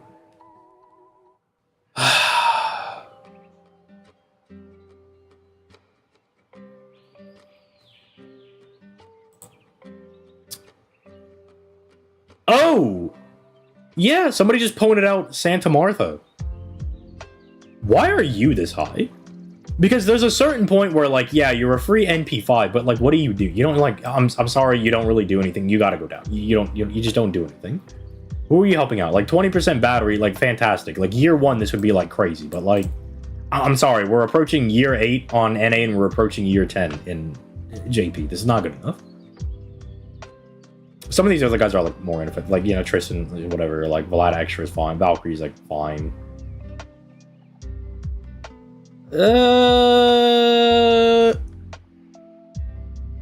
Ortodox is a little bit weird. I think you can make an argument that she might be a little bit better, though. Yeah, okay. Now, this is kind of just trying to find the corn in the shit. Because a lot of these guys are just, like, very mid. Very, like, middling guys. But, like, off the top of the dome, I think she's being undervalued. They're being undervalued. Wolf is being a little undervalued, I think. I think you might be able to make a case for Don Quixote being undervalued. And then maybe, like, Ushi Assassin is being undervalued a little bit. I think she might be being a little undervalued. This is Gorgon pre-buff, so, like, this is... Like, C, anywhere in, like, C is probably fine.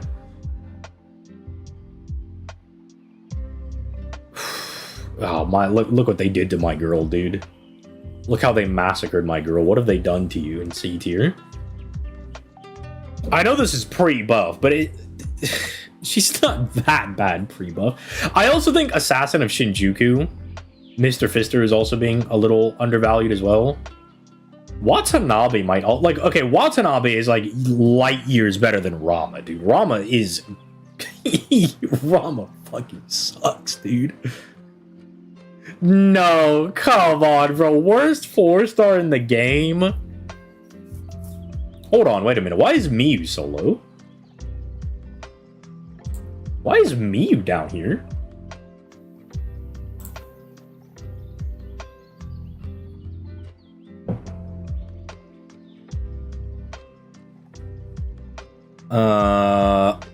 Actual scallop moment?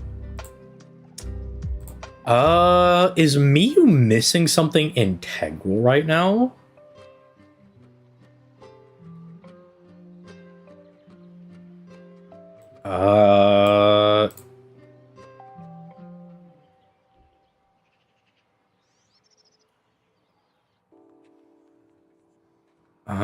What is the reasoning? The 3000 HP? Didn't they remove that?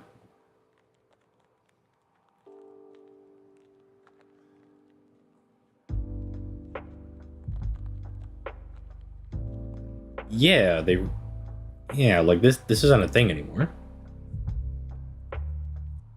This is something that I've said with Miyu. I do think conflicting skill set is a little valid. I think this is kind of a valid criticism. That it kind of seems like she wants to be really good, but then she also kind of wants to be a buffer. But don't think that is a C-worthy demerit. I don't think it makes her atrocious. Miyu's a very weird character. Where is Ryder Marie?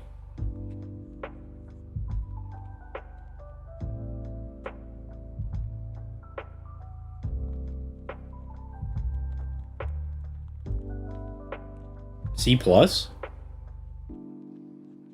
See, this is where I imagine like Astolfo would be, because Ryder Marie and like Ryder Astolfo are kind of similar and like different niches. Like she doesn't have like the big fat battery, but like she's got the same thing that Astolfo has, except it's better. It's 3 invincibilities that you could proc whenever you want instead of on NP.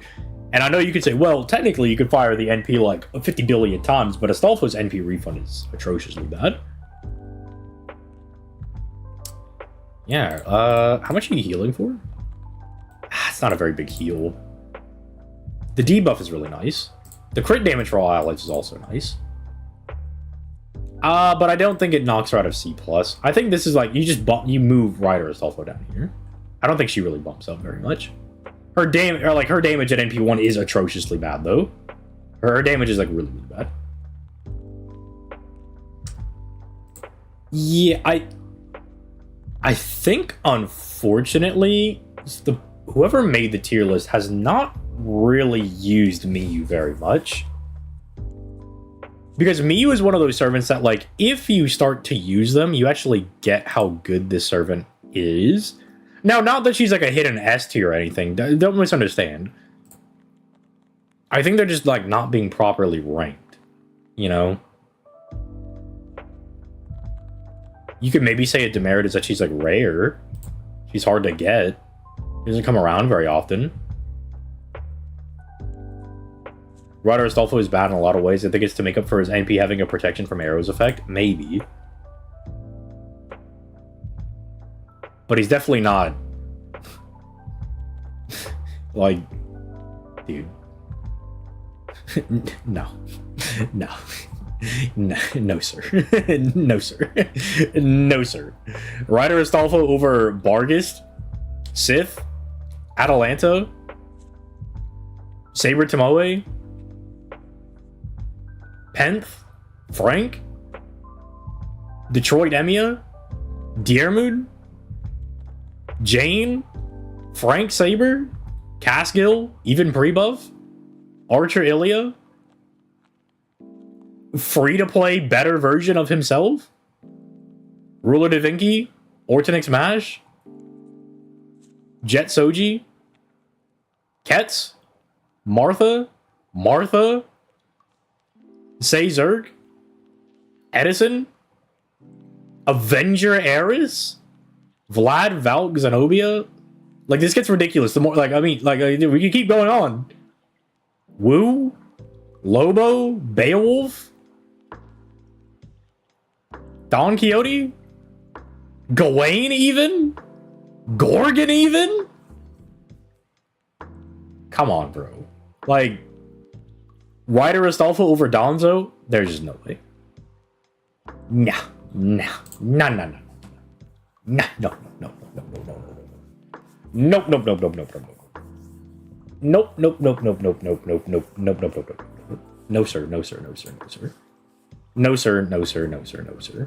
sir. Or ma'am. Or them. Sorry, I don't know who made the tier list. No, ma'am. No, sir. What do you use for they them? I don't know. No. I don't know. I'm stupid. Don't get on me for like political stuff. I'm stupid. I don't know that stuff. I don't know that stuff. I'm stupid.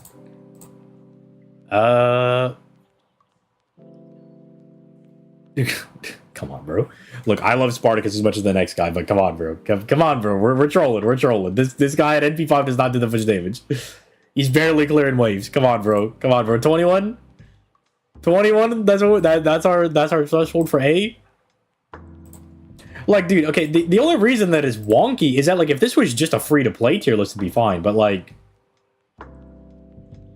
Come on, bro. Come on, son.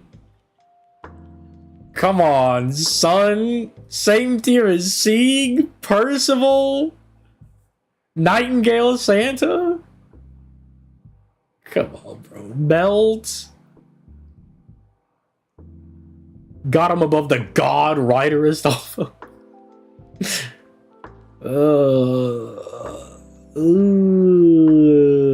No feely good. Mr. Stark, I don't feel very good. Where's I'll remind you?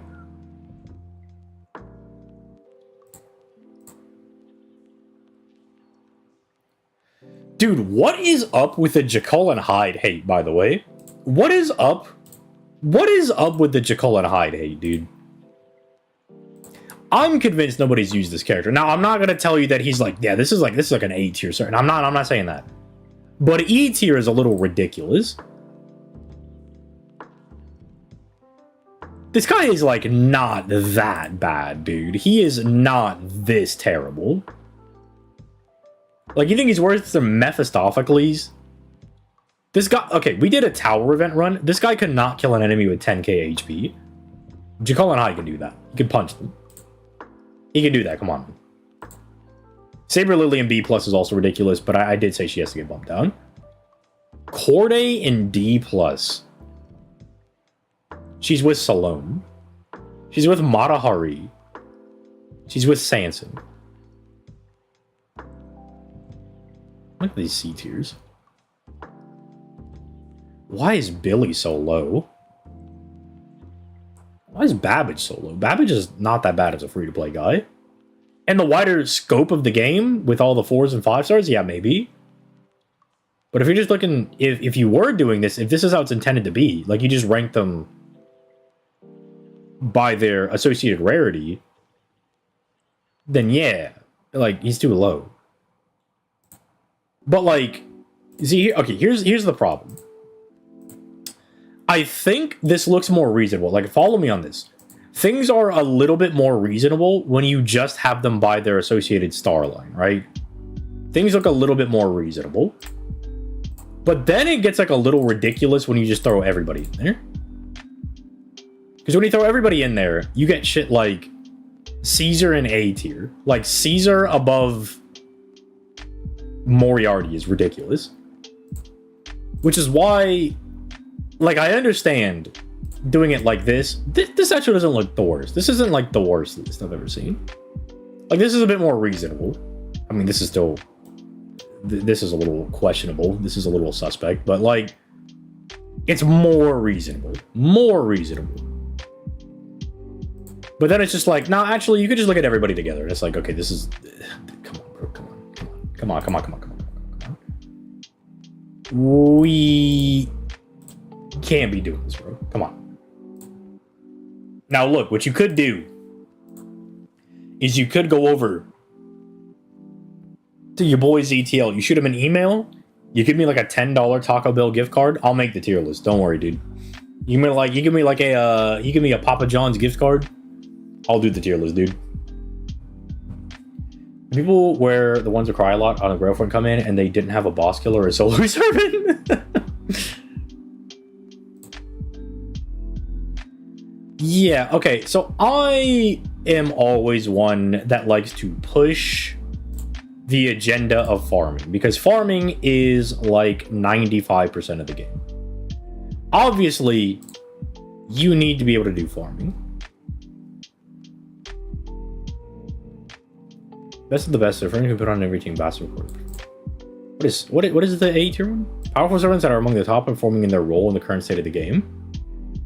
They are often self-sufficient, or their outstanding performance in specific setups lends them to high desirability. Okay, high desirability. Caesar. This guy is highly desirable. I mean, I love Jalter, but like, she's not self-sufficient. She is, and does not have outstanding performance. Like, Jalter's all right. Like, she's good. Highly desirable is a little crazy. Boudica in D tier. Yeah, I saw that. I didn't comment on it yet. I think this is a little sad to see. Because it's like, come on, Boudica's not like this is actually like this is a legitimate like low star Legends character. Like when I made that video, like this is a character deserving of the title. 50% crit up is great. The max HP is fine. The 20% arts is also really good. But this this is not a bad NP. Because they're NP5, you're getting 20% defense. And then you're at least going up to 40% during that turn. While also getting a charisma. Like, this character's doing a lot. And then, I don't know, you have like a Roman. You have Draco. This character gets a lot better. I want the Gamepress crack. D tier for Boudica. Kill him immediately.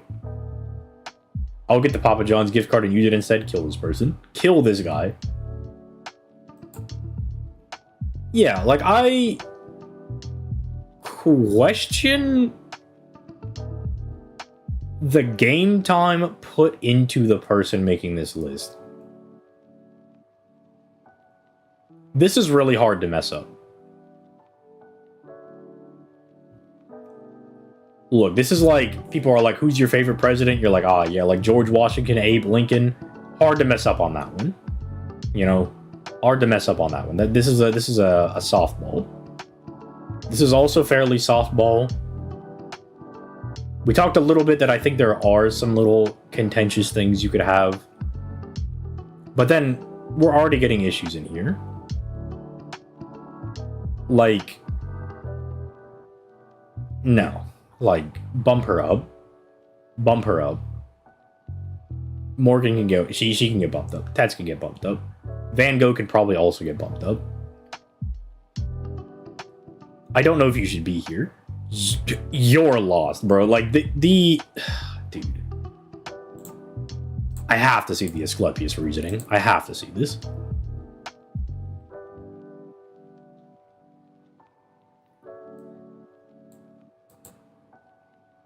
What?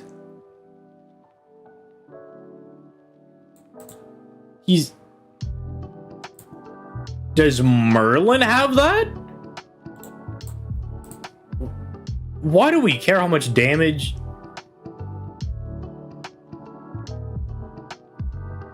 Why do we care how much damage a support is doing? Low survivability is crazy work, by the way. That is a crazy take. Why do we care if our support is doing damage? For my Marvel Rivals players out there, or for my Overwatch players, can you imagine finishing the game being like, my Luna Snow or my Mercy didn't finish top of the charts? They didn't take out the entire enemy party?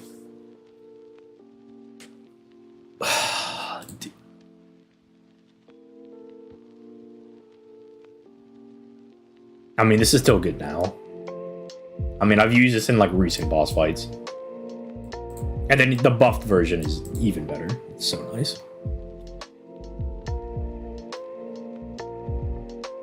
What did the testing look like for Asclepius that they were trying to use him as a damage dealer?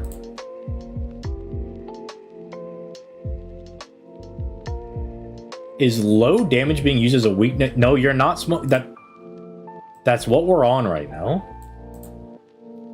This is why he's above well, you know who else has low damage? Paracelsus, and he has an offensive NP. Bro, he's got more demerits than Asclepius does. High cooldowns, low NP damage, very poor NP gain, expensive skill costs. Low damage, low survivability. He's also... Wait. He's also got 3 buffs. NP regeneration support, healing support, good gauge regeneration. Additional art support, near instant NP farming. Excellent 3.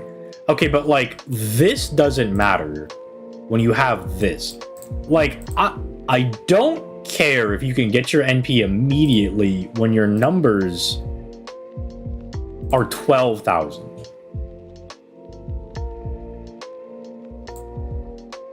Like... Actually bottom of the barrel.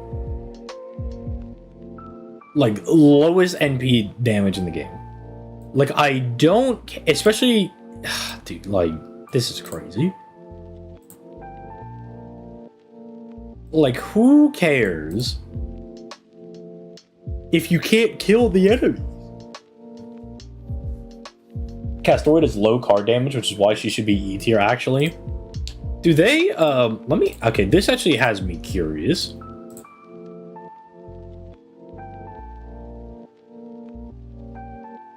Okay, yeah, this is a very good criticism of Castoria.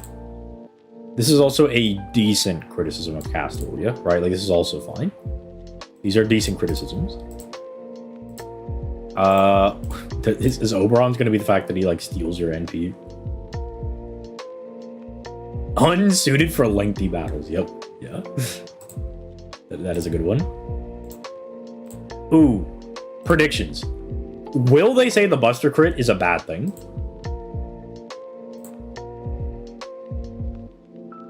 Chat GPT response before Chat GPT? If they say the Buster buff, if they say, okay, if they say this is a demerit, I'll be convinced that they have not played the game.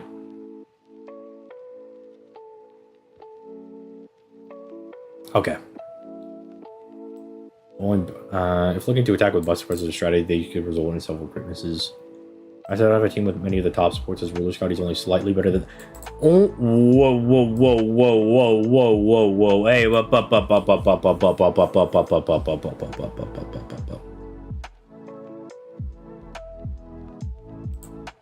Wait, these are both wrong. She's a lot better than the original Scotty because she's not limited to kaleidoscope farming. She could do black grail farming. Original Scotty, you basically needed kaleidoscope to do your farming because you just don't loop enough. This Scotty can let you loop with black grail. You start with 0% NP.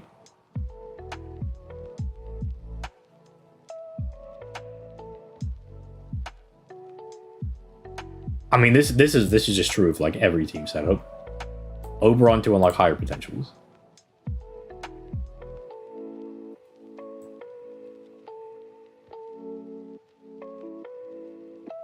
Yeah, okay. I think this is a legitimate concern.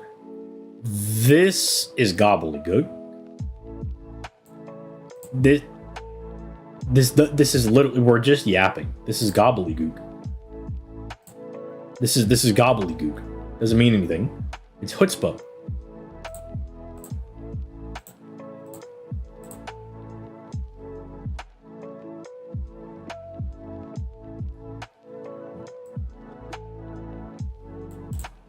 It's a powerful buff so it can boost damage against anyone injured, but the extent of her damage support.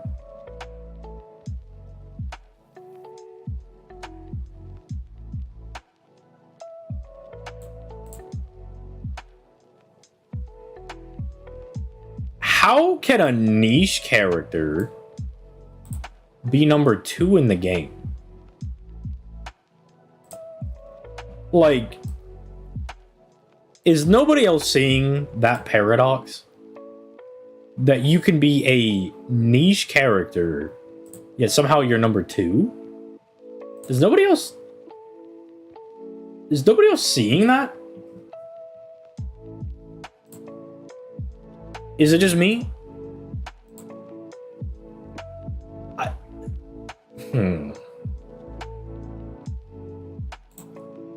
I wonder if they put the debuff reliance on Arjuna Alter, because that is a legitimate concern. No, okay. Okay. Well, fellas, I think we have done our deep dive. I think our investigation is complete. And our conclusions are the higher tiers kind like this tier is fine. This is okay. This has some suspicious takes in it. And then we're just playing Among Us the further down we go. Like, who is the imposter? Everybody. But something else that I'm glad I've started clicking and reading some of the reasonings is that some of these reasonings just don't make any sense.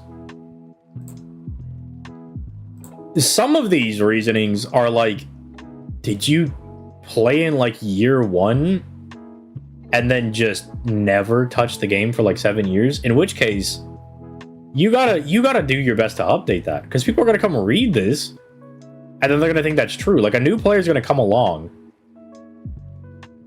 and they're gonna be like, oh, I heard Kukulkan is like really good. Let me go read her reasonings, you know, like, oh, let me read up on this character and see what's good about them.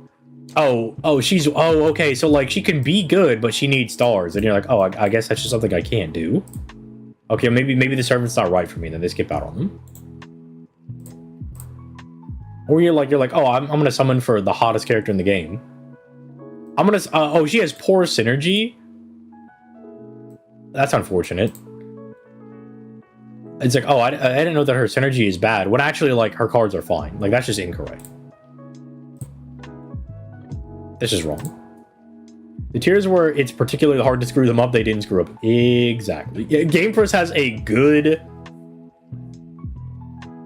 They have a good drug dealer. What would you rank Gamepress's list out of 100? If I was like a teacher and I was giving this like a grade...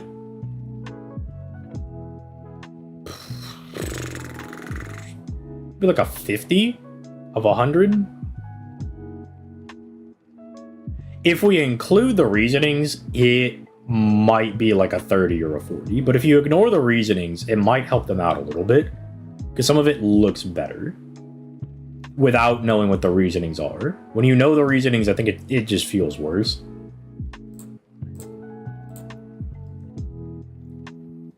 Give it a C-. I don't think this is a passing grade.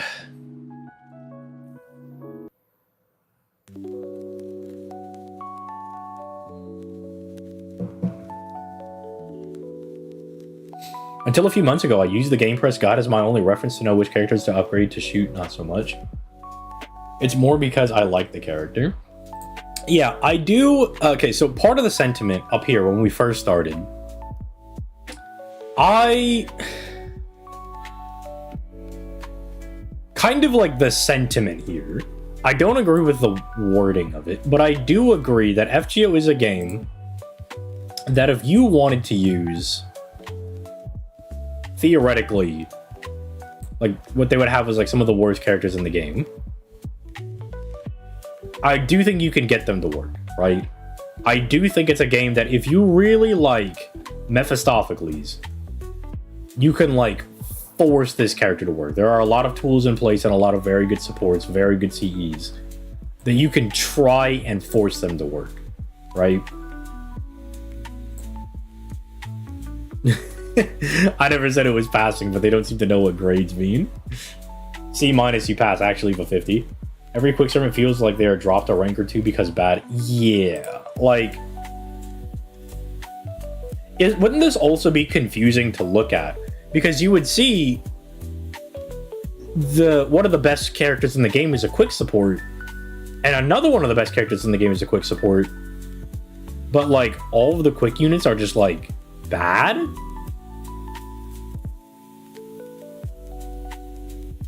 And just aren't properly ranked, by the way.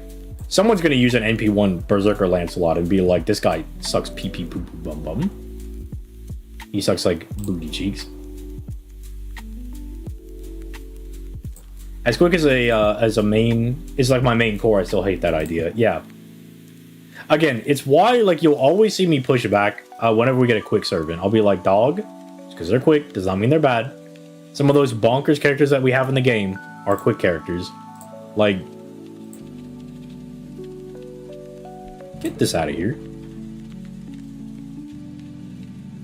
Well, like, just to kind of, like, show off some of these characters and to flashbang you guys with a white screen. Like, Kama is a phenomenal unit. Let's pull up, like, Melt. I think Melt's phenomenal. Like, these characters are just nuts. Like, little buffs like this just pair so nicely with our kit.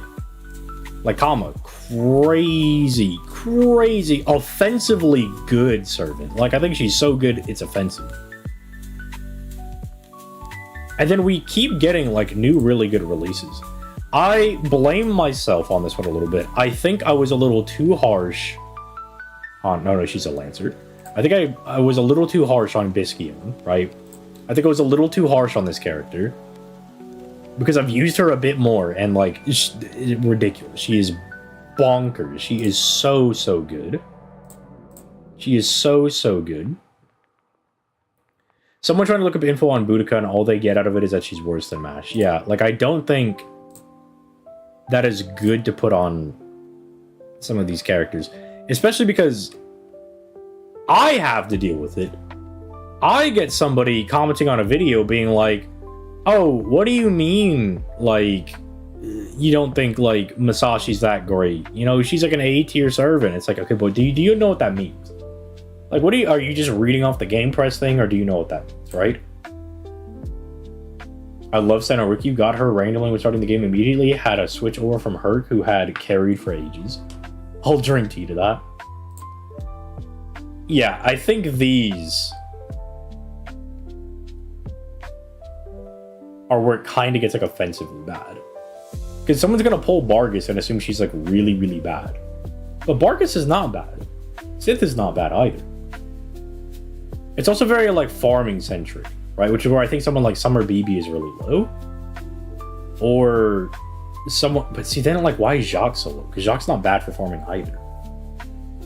And you can use Bazette in farming, funny enough. You can use her to counter farm, which is hilarious. It's not optimal, but it is hilarious. It's very funny. It's hilarious. It's also like... where were they? FGO. Like, I think it's really weird because this character is really good in CQs and in farming, and they're only at A, when they, like, realistically are competing with Melusine for how good they are as, like, a Lancer. Like, she can give her a run for her money. Archetype Earth, I think, is, like, being devalued here. Like, even amongst the higher tiers.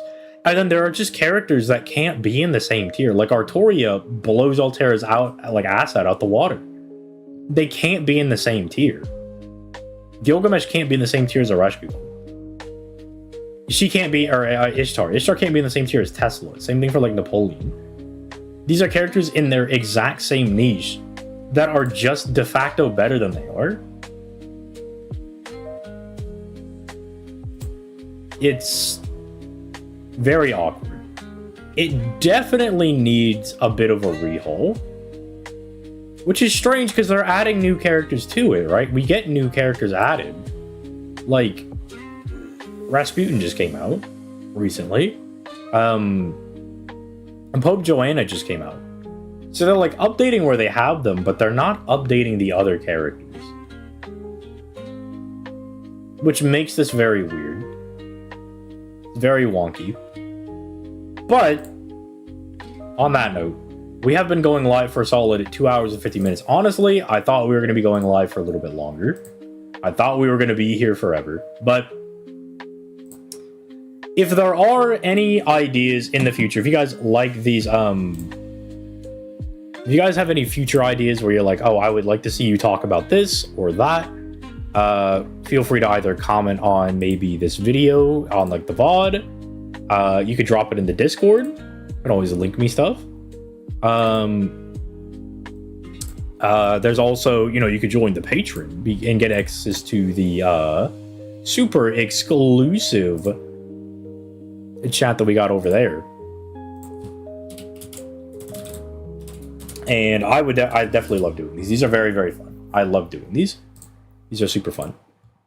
But for my YouTube guys, I will be catching you guys tomorrow, probably. And then for my Twitch guys, we're going to go say hi to Terry. And then I am going to go get dinner because I'm now starving because I have not eaten. But with that, it was fun. Gamepress guys, no hard feelings. Hopefully that wasn't too mean. But yeah, with that being said, goodbye YouTube lads.